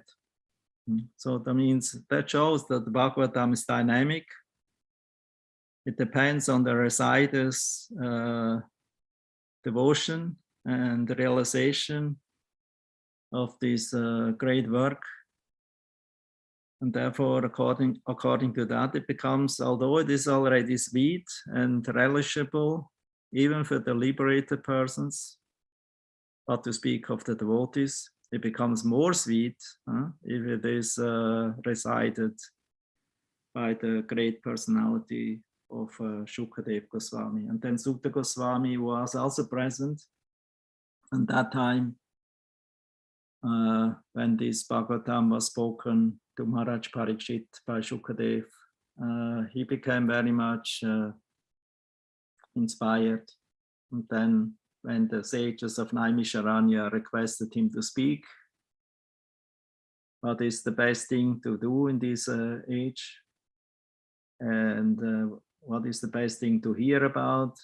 And what is the most essential? Then he was speaking this Srimad Bhagavatam. So Sutta Goswami, before beginning replying on the giving answers to the sages' questions, so he remembered Shukadev Goswami, like every speaker of Bhagavatam remembers Guru,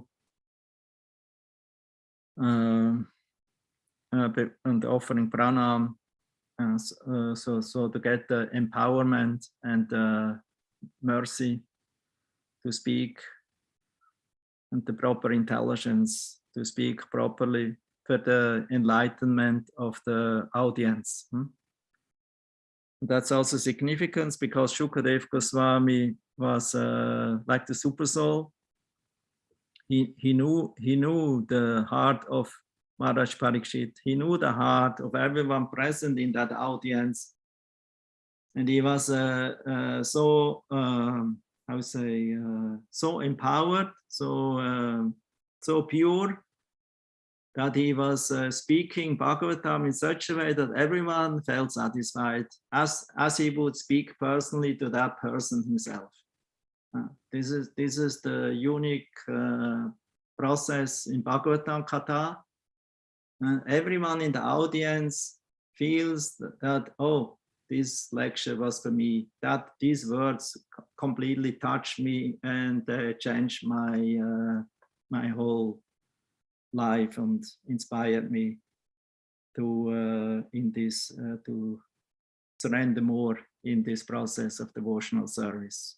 So, and this blessing is available for everyone who is surrendering to this process and taking up this recitation of Bhagavatam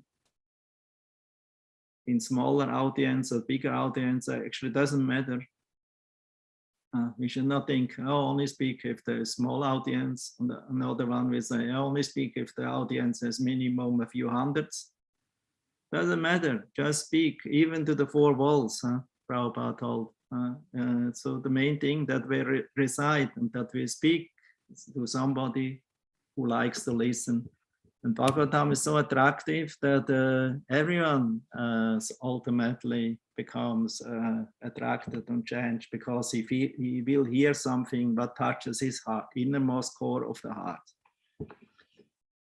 So let's go on with this wonderful process of Bhagavad Gita in daily life, and also in spreading it and sharing it with whomever you go, wherever you go, and whoever you meet. And in this way, the mercy is available more and more. Don't wait for the mercy. The mercy is already here. The process is here. So we only have to take it respectfully and thankfully on our heads and our heart, and surrender to it and go into it deeper and deeper. It's a nectar ocean, unlimitedly deep and full of nectar, not salty water. So I stop here. Thank you for listening. It was very nice to speak finally in fluent English without the translation stops. So I hope it was not a little too fast and too much, too many things. So,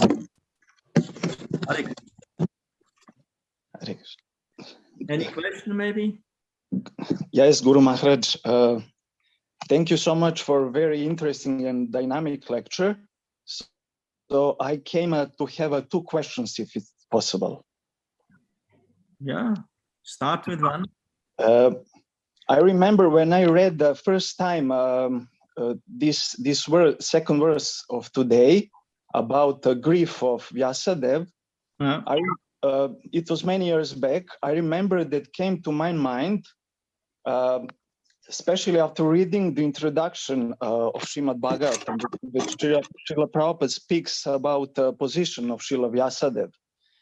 He has realized all the purposes of the Vedic injunctions. I remember that time I was not able to understand how he could grieve for separation of his son. So if you can tell something about the grief of Srila Vyasadeva when Srila Shukadev Goswami left at him. I think I touched it a little.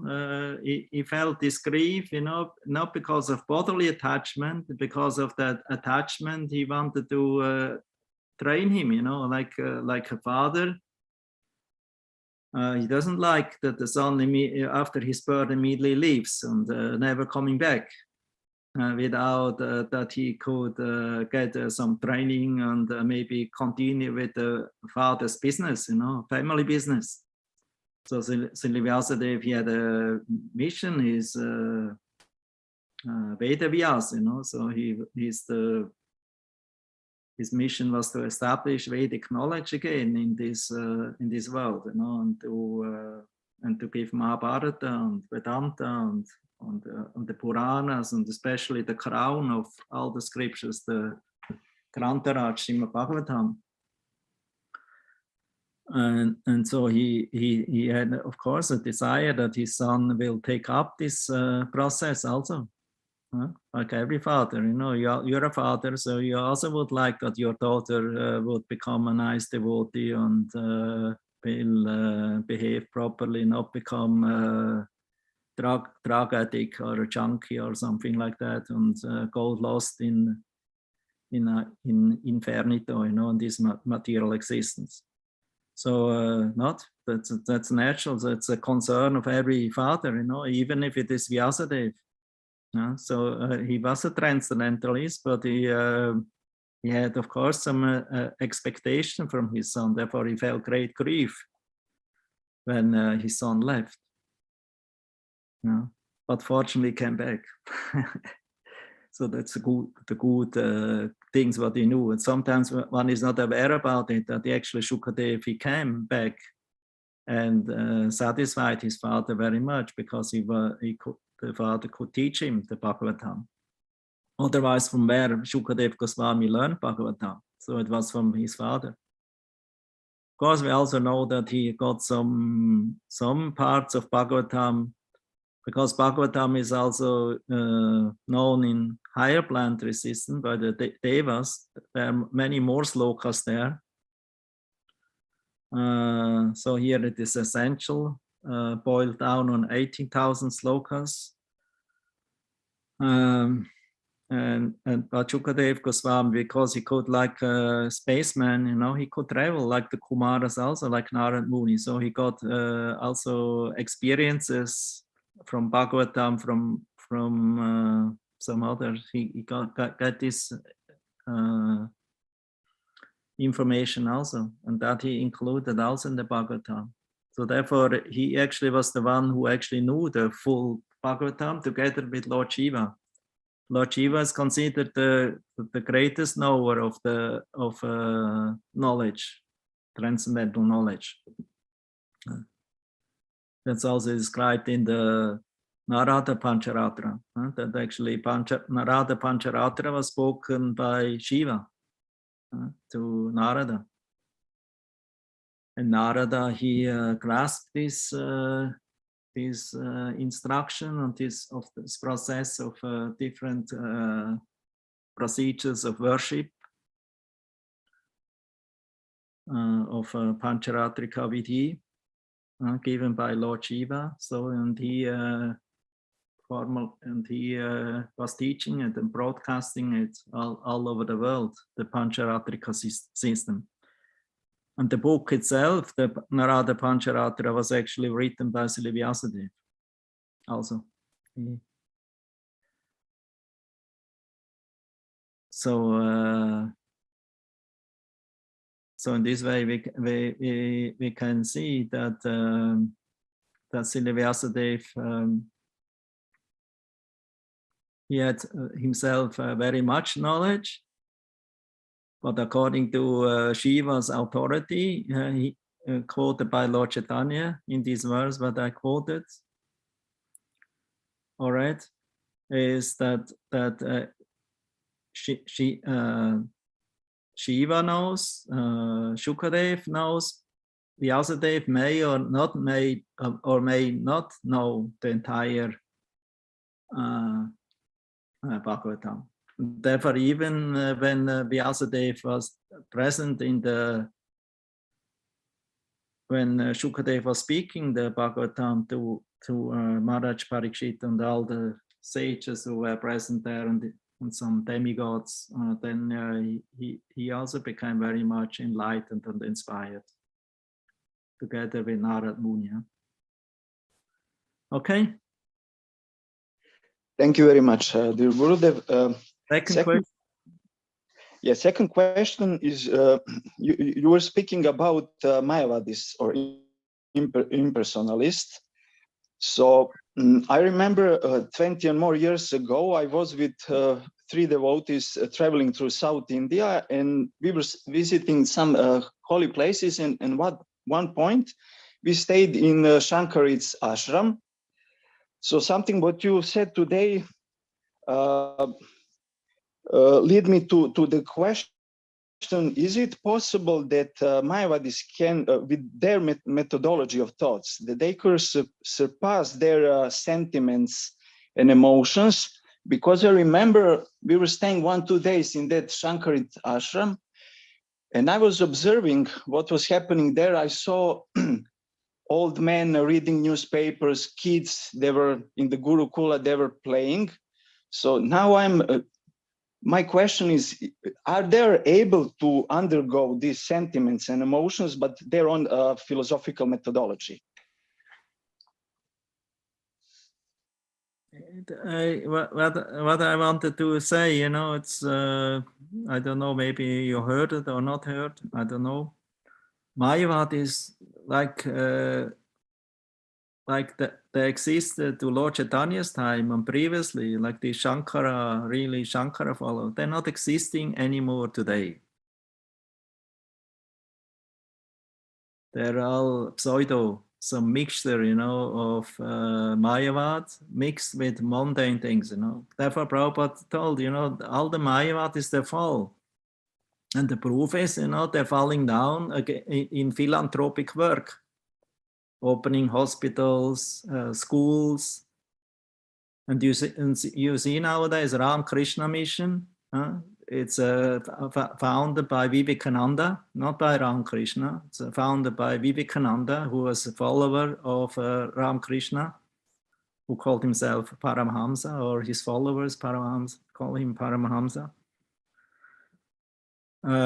So they're Mayavadis. They're practically they don't believe in the personality of Godhead, although they also have bhakti items in the process, because Mayavadis also use bhakti items in the process, like chanting and worshipping certain murtis forms.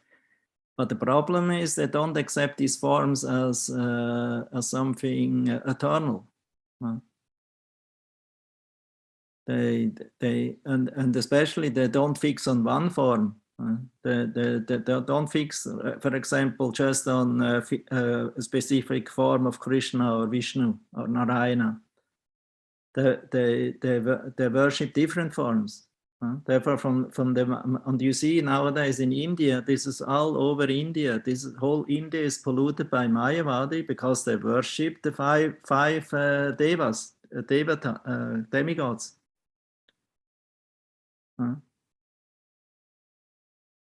Vishnu, Shiva, Ganesh, Devi, that means Durga, Kali, and sun god, Surya.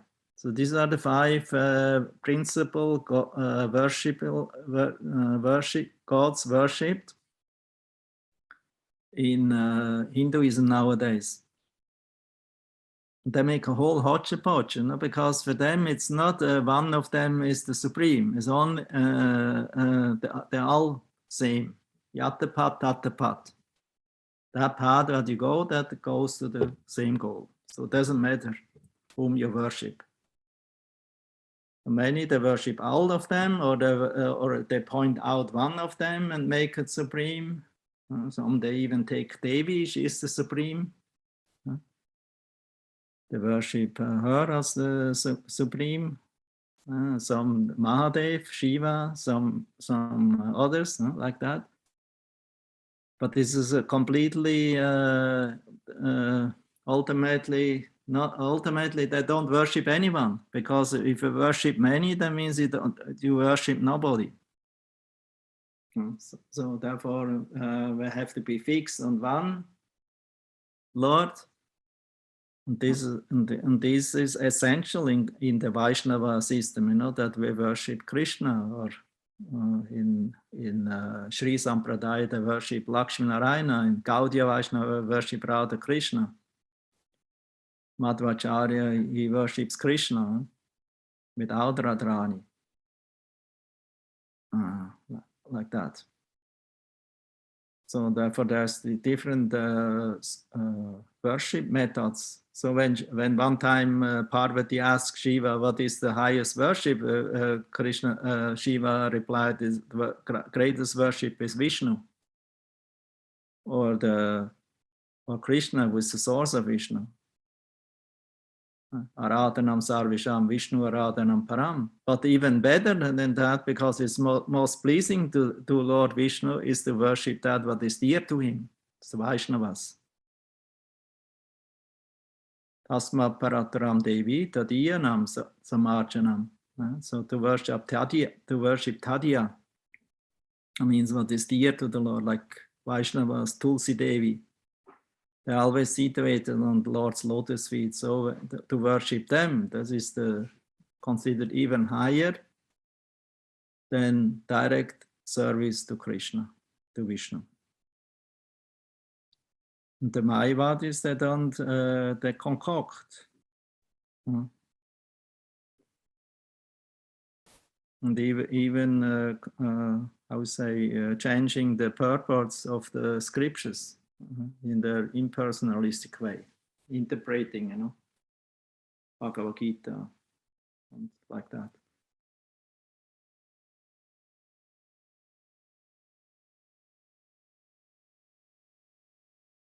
So anyway, we don't have to criticize even amongst the devotees. We're also reading newspapers sometimes, or doing something maybe not completely devotional. But as a Mayavadi, who completely doesn't show interest in material life, to engaging in or absorbing a mind in mundane activities. This is not that means that they're down in the material existence.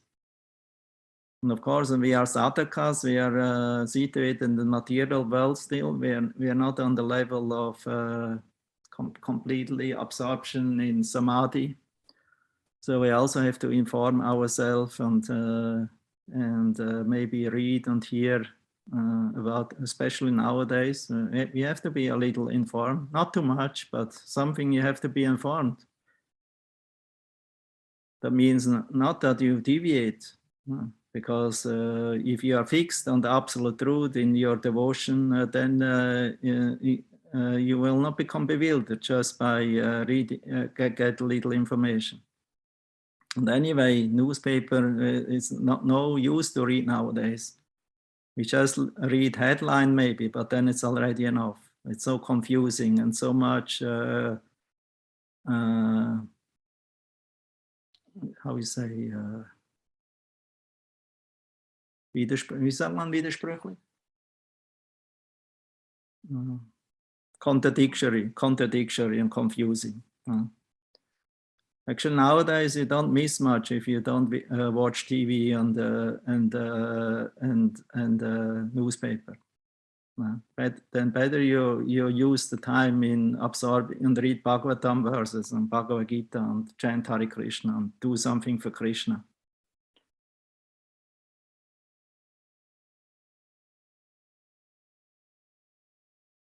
Okay. Thank you very much, Gurudev. Just for others, I'm not so absorbed in transcendental that they don't think about mentioning newspapers that I am Baka. Yeah. If Thank you very much. If you're in Vrindavan, you're visiting temples there, you see the pujaris, they're reading the newspaper, and in the Vaishnava temples and like that. So,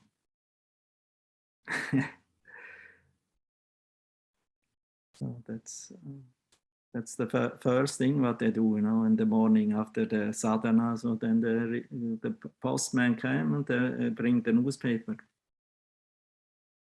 And then they read, get some information. Many of them, they're good, nicely informed, you know, about what is going on in India. And, I don't know.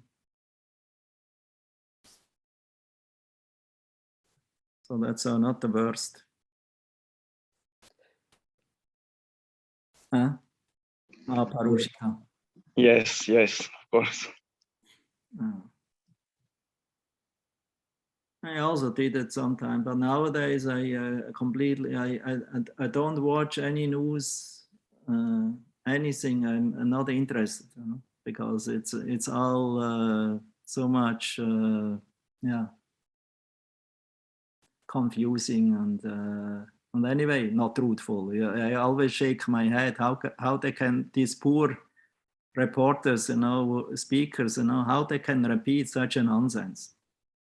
But they don't believe themselves, or if they believe it, then they're completely, I don't know what.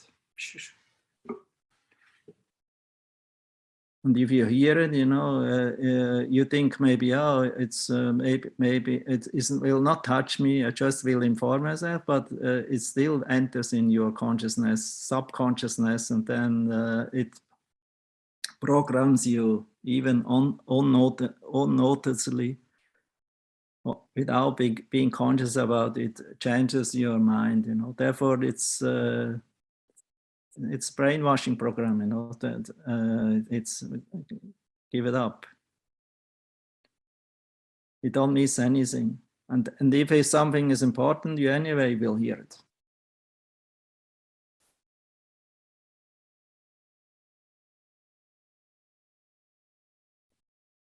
Good, and somebody else, yeah.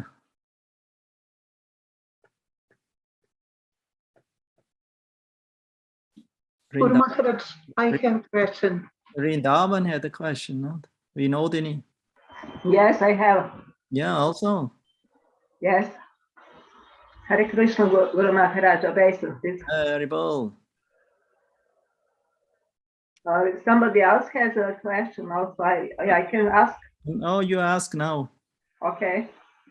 My question is in connection with this Brahma initiation and Vaishnava. In the previous ages, religious people got Brahminical initiation first, and then they got Diksha or Vaishnava initiation. And today, when we come to Krishna consciousness, we get first this first initiation, and then this second initiation. First this Nama Diksha, and then the Brahminical initiation. So I would like to ask.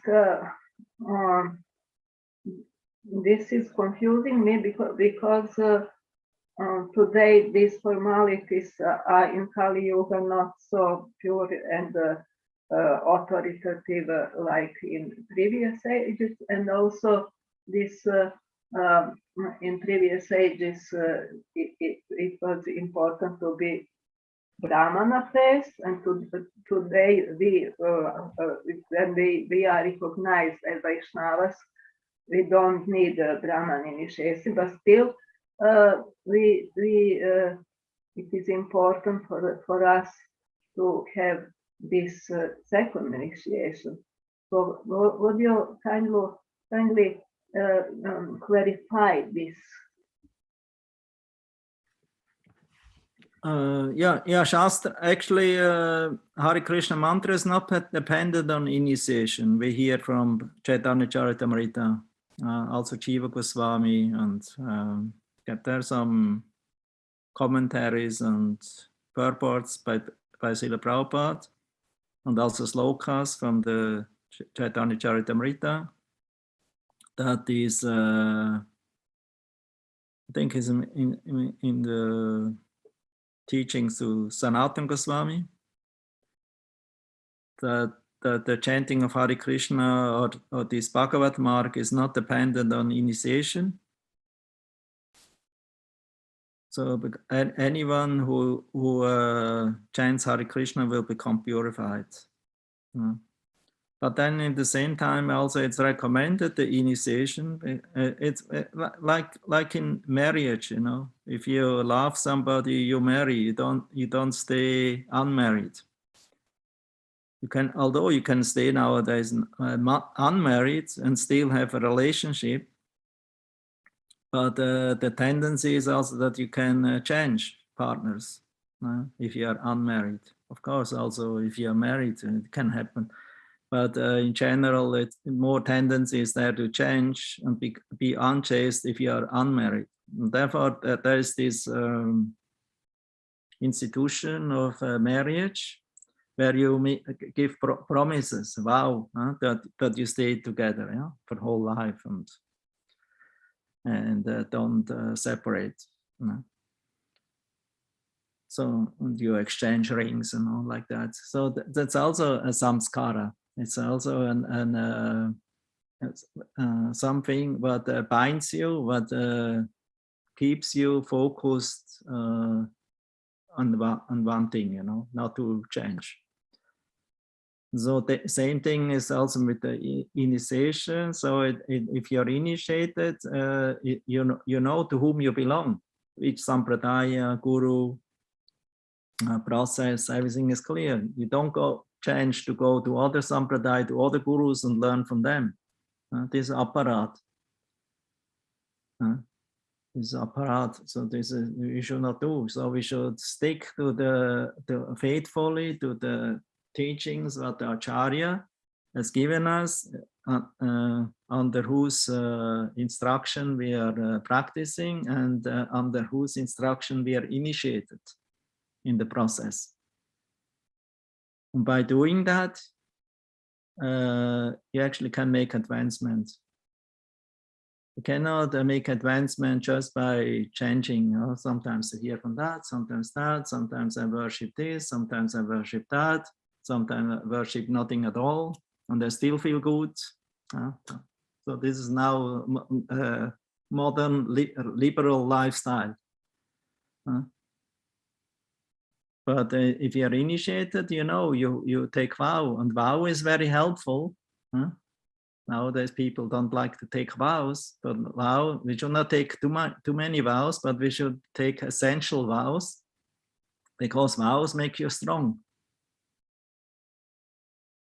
It makes you determined, and even if you're, because we can never trust the mind, as we know, is very chanchala, whimsical, always changing something according to mood and fashion and time, place, circumstances. But if you are initiated and you took the vow, so you know, in all the times, in all circumstances, in any situation, never mind, you know, in thick and in thin, in good time, bad time, this is, I will stick to this process.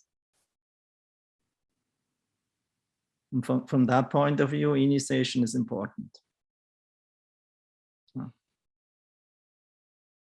Although Srila Prabhupada, he made these two initiation, first initiation, second initiation.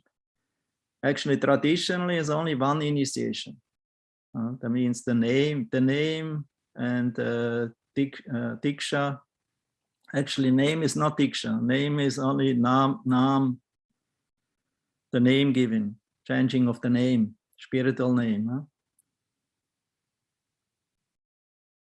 So the main initiation is actually not the name. It's it's only a part of the initiation. The main initiation is the diksha. That means the beginning of spiritual life. To be twice born. Then you are born again, spiritual birth. Huh?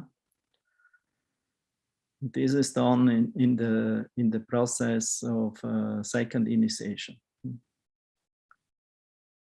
And nowadays, because we are Westerners and we are not in how say in this Vedic process in India, so previously there was only one initiation. And many they already maybe even had a name, so they kept the name and they only got the second initiation. But now, and many of them they already knew the principles. But Prabhupada had to introduce a new system here and with principles to follow. And so therefore there's a testing time and also a time where you just get making the promise, getting beads and chant Hare Krishna and get a spiritual name. Actually, one point is enough, no? But but for the purpose of worshiping deity, the second initiation is important, the Brahminical initiation, because then you get these extra mantras and also beach mantras necessary for the worship. Huh? Although the Bhagavad mark is not dependent on that, but because we have Pancharatrika parallel with Bhagavad mark, therefore this process is also accepted from our previous acharyas and our main acharya, his confounder acharya Srila Prabhupada, so that we have this what we call second initiation. Like Bhaktivinoda Thakur, he gives this very nice essay about Pancha Samskara, the 5 samskaras for Vaishnavas. Huh? In every sampradaya, they have these 5 samskara. The first one is to practically to surrender, to regret for your past activities, not in devotional life, and you're ready to surrender to the spiritual master and to a disciplic succession. The second is to accept this first one is called tapa. Tapa means be ready to take up some austerity for the purpose to achieve Krishna's shelter on his lotus feet. Huh? And that we are ready to prepare to be ready to follow Guru instruction. This is called tapa. Second one is urdhva pundra. That means you receive a tilak mark according to the sampradaya given by Guru. So therefore the tilak mark we should not concoct and imitate other sampradayas tilak. So we're accepting urdhva pundra tilak with gopi chandana. We don't do other tilak marks, you know, like from Ramanuja line or from Madhvacharya or like that. Or even Radhakund, they have their own way of tilak, because but it's Bhakti Siddhanta Saraswati, Prabhupada line, our Prabhupada, so we're accepting this Gopi Chandana Urdhva Pundra Tilak, so we know we belong to Gaudiya Vaishnava Bhakti Siddhanta line, you know, Sampradaya. That means we are following that what he established and spread and teach by his disciples like Srila Prabhupada. So, the third one is to accept nama. That means changing your name. I mean, nowadays we have everyone who is not initiated, he has a certain name, but they're names given by the parents. And these names we should change. Guru changes, give you a spiritual name, so that reminding you about Krishna or somebody who is dear to Krishna. So then we are Das or or Dasi. Huh? So this is Nama. The third one is Mantra. Means Guru giving you a mantra, giving you the Gayatri mantras, 7 in our line, 7 mantras you get, or including the Bija mantras, also known as Gayatri mantras. Although the original Gayatri mantra is only one, this is Om Bhur Bhuva Swaha, this mantra, that's the first one. Then Guru mantra, and then Lord Chaitanya mantra, and then Radha Krishna, Krishna Gopal mantra. Then the fifth one is Yagya, Jaga. Jaga means Yagya, means worshipping either fire sacrifice or in worshipping the deity on the altar. That's Yagya.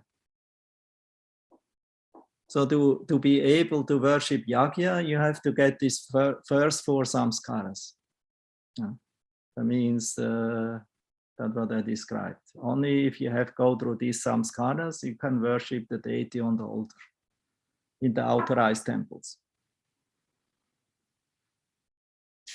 At home, you can establish under the guidance of Guru and the Vaishnavas your own standard of worship. If you are not initiated, mostly we worship Panchatattva or Gornitai at home. If you want to worship Radha Krishna like that, then it's recommended to be initiated also for home worship, and especially for Shalagram Shilas.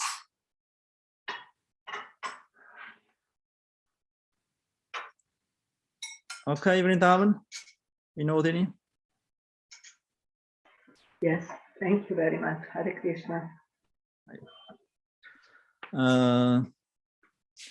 Shakti Ladini?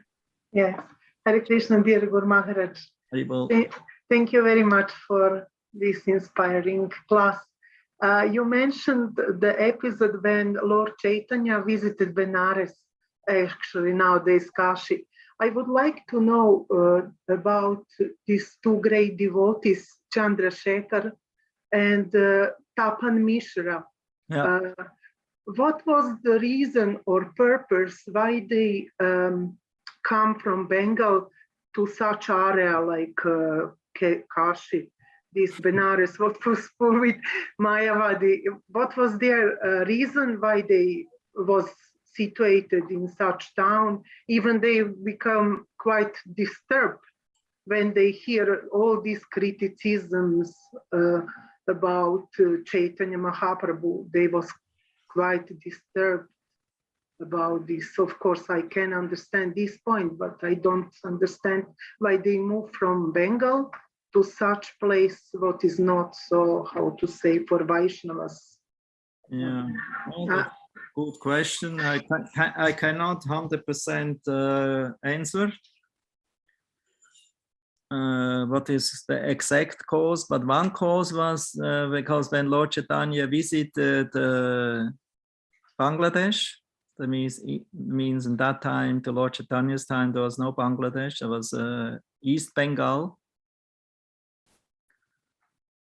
So he visited that place, and there he met Tapan Mishra.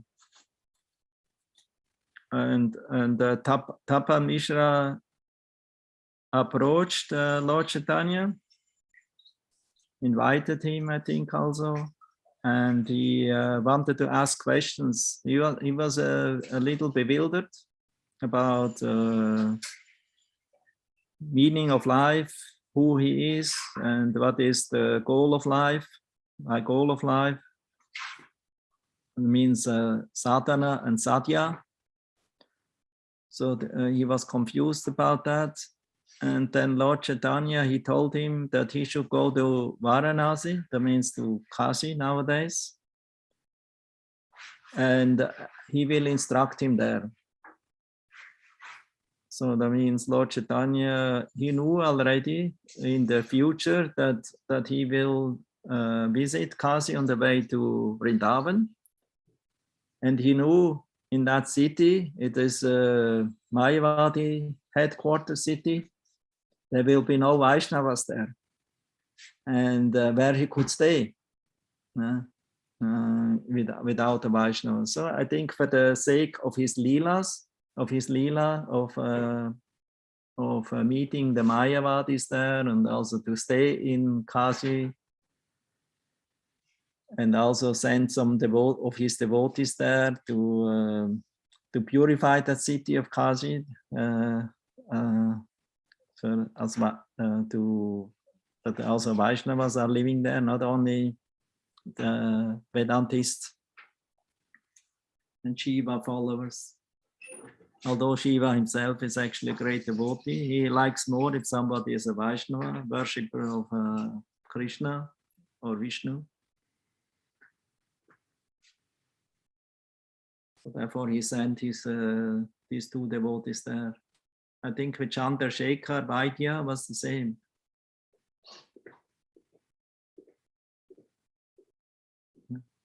He was an Ayurvedic doctor. He actually belonged to the Shudra class, Chandrasekhar. And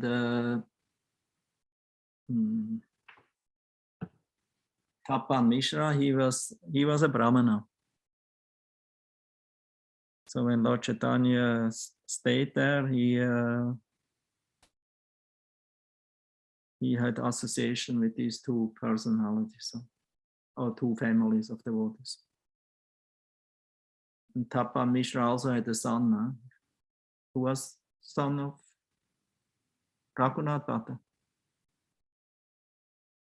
I think Raghunath Bhattacharya.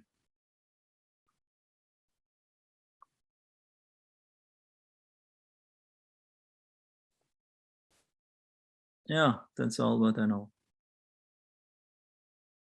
The exact, what was their, why they went there, if they only went because of order of Lord Chaitanya there, or if they had some roots there also, this I don't know. Thank you very much, Guru Maharaj. Bhakti Granta have a question. Okay. Hey, Guru Maharaj, please accept my humble obeisance. So I would like to ask about tilak. It is, I'm wondering since a long Gopi Chandan is the name for tilak, then how that is called Gopi Chandan. And when you see who is producing, Shankar and Sons, this is the tilak what we are using. So I'm a little confused about it. Who is producing it? Shankar and Sons. This is the name of the company from Varanasi. It is kind from Mayavadi place for the Vaishnavas. This is a little confusing for me. I don't know. Maybe that's only maybe a name in India. So I don't know.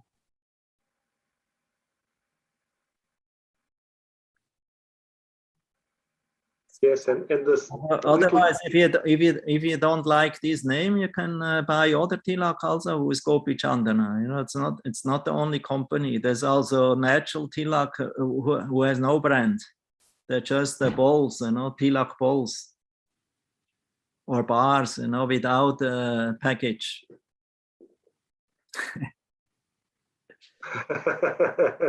No, I don't have the problem with the name. I'm using it since now 30 years almost, but I'm just wondering how is it Gopi Chandan came from Varanasi. This is a little confusing for me. Not Gopi Chandana from Varanasi. Yes, this standard package is what all we have is coming from Varanasi, it's produced there. I even didn't notice that. It's anyway not important. The important is not from where the tilak is coming from. The important is that you make the mark, and the mark has a mantra in it. When you put the tilak on your forehead or in 12 places on your body, you mark it with the Vishnu name. 12 names of Vishnu. This is the importance. And the importance is the 2 lines going upwards. This is called Urdhva Pundra. Yes. Tilak. And this part here, you know. This is typical Gaudiya Vaishnava tilak. So if you do it now with this kind of tilak or another one, you know, the main thing is that you put the tilak with the proper Urdhva Pundra from your Sampradaya. Sometimes it varies, you know, sometimes it's a little more yellowish, a little more dark, or a little more white. That's not so much important. Okay. Yes. And the second question about tilak. You can even take, if you like, if you think your holy land of Serbia is worshipable, you can take holy clay from there and make the tilak.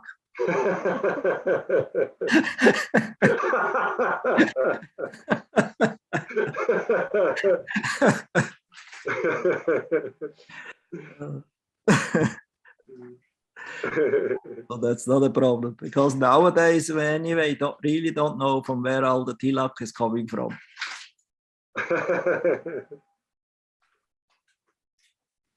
Or the tulsi beads, if they're really tulsi or not, you know, maybe sometimes we cannot exactly analyze.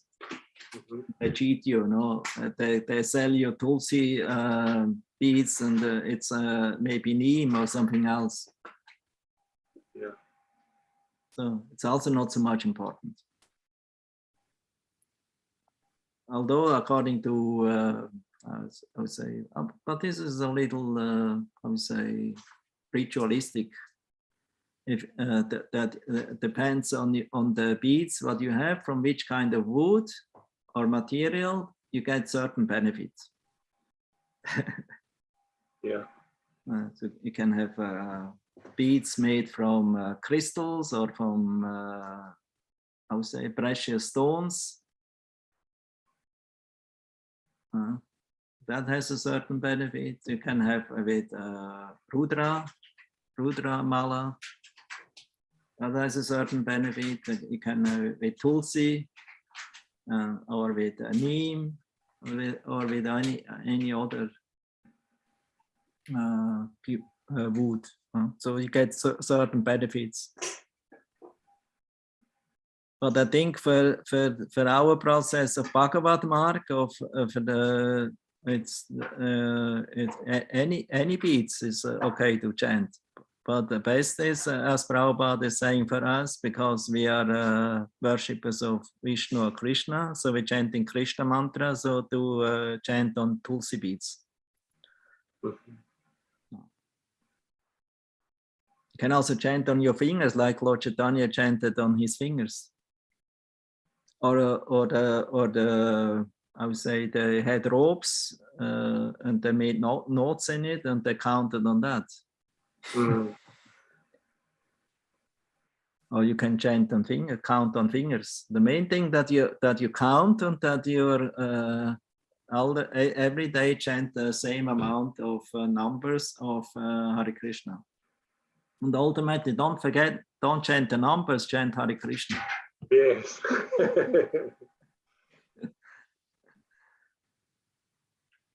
For it is said, even one name can liberate you. Not to speak of 16 rounds.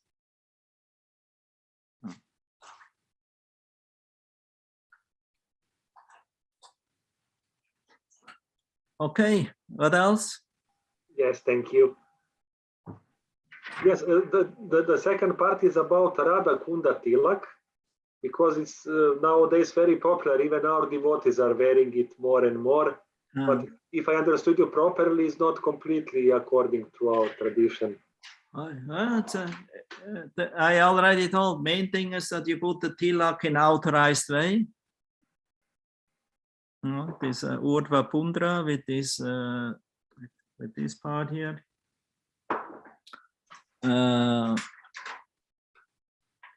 So I don't want to make a politic out of it. So I personally don't like it so much, but I see Prabhupada also use it sometimes, and maybe when he was in Radhakund or somebody gave it to him. But I think in general he preferred also this yellowish tilak. We see in most of the pictures he has this tilak. Yes. And I feel better also by using this tilak than from Radhakund. Although nothing against Radhakund and against the tilak from Radhakund, it's highest place. But I feel more comfortable with the yellow, with this what we call Gopi Chandana, Shankara.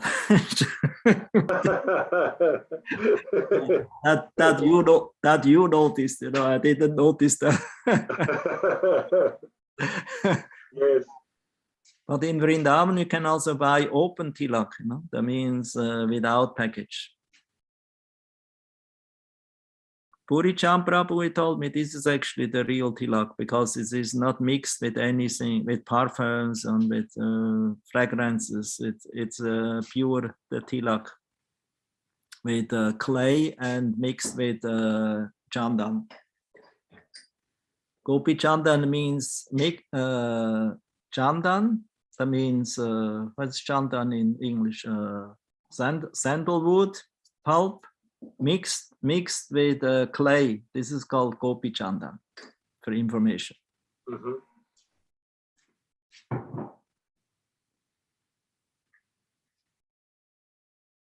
Okay, good. Then, okay, thank you. Thank you very much. You can stop here. It's longer lectures than for Russians, What's going on here,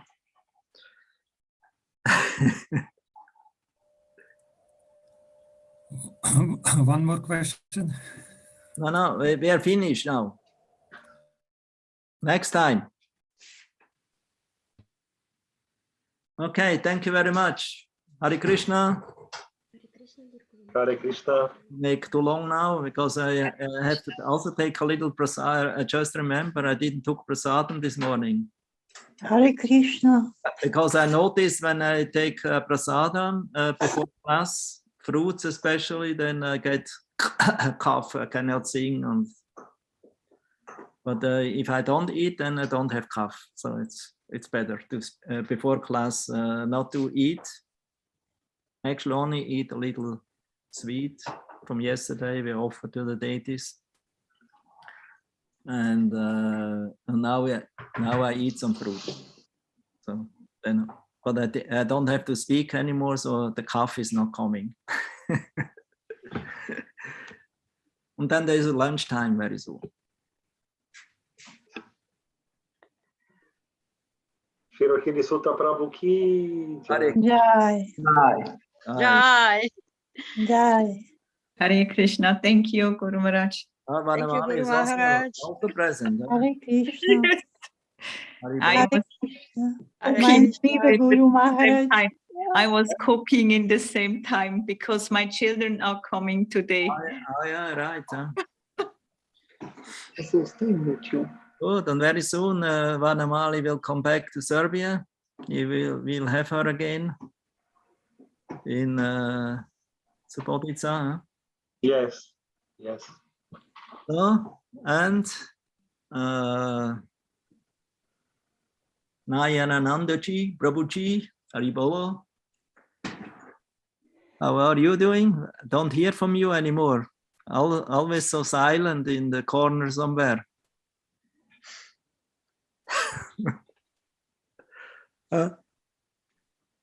No, Mike? You hear me? You hear me now? Now, before now. Hare Krishna, obeisances. Sorry. People. Jai, Jai. Finally, we hear your lotus voice. Oh, thank you. So nice, inspiring, Guru Maharaj. A beautiful laughing, you know.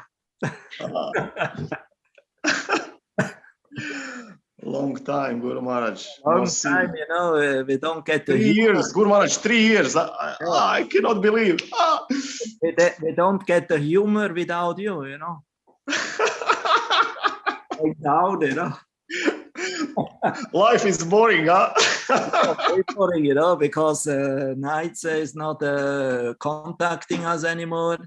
His friend in England is also not visible anymore. Yeah. So I think what is going on with them, you know, they're completely, I don't know what. Huh? We'll change that in future. Chant or change? Change. Change. Enchant. Okay, very good. Jai. Thank you, Guru Maharaj. See you. I hope we'll see you soon, somewhere. Yeah, we see us all the time, you know. This anyway, sometimes we meet and we don't see us.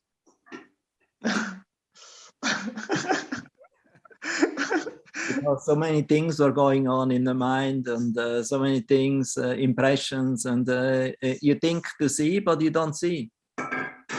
So seeing is not a physical thing, you know. It's, yeah. So. I dream you a few times. I have a dream with you, and this is also good. No.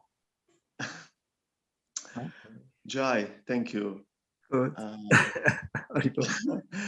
I want to tell you about marathon just quick. You know, I distribute 1,270 books. Wow, very nice. Yes. Bravo. Jai. Almost like in good olden time, huh? Yeah. Like before operation, when I was health. But now I'm also, right now I'm very good, you know, and I feel like normal. But you really distribute, huh? You not do Shastradana, you distribute, selling. Yes. This is a real Sankirtan. Yeah, that's great. Bravo. Thank you. Thank you. So I just want to the, tell you that you are our proud of your region. Yeah, region. Yeah. XU. That's okay. Jai, thank you. But we are united. At least Serbia and Croatia it's united here. You know, this is the main thing. Slovenia. This is Austria. Slovenia is Austria. Yeah, and also the vote is there. You know, there I don't know. So.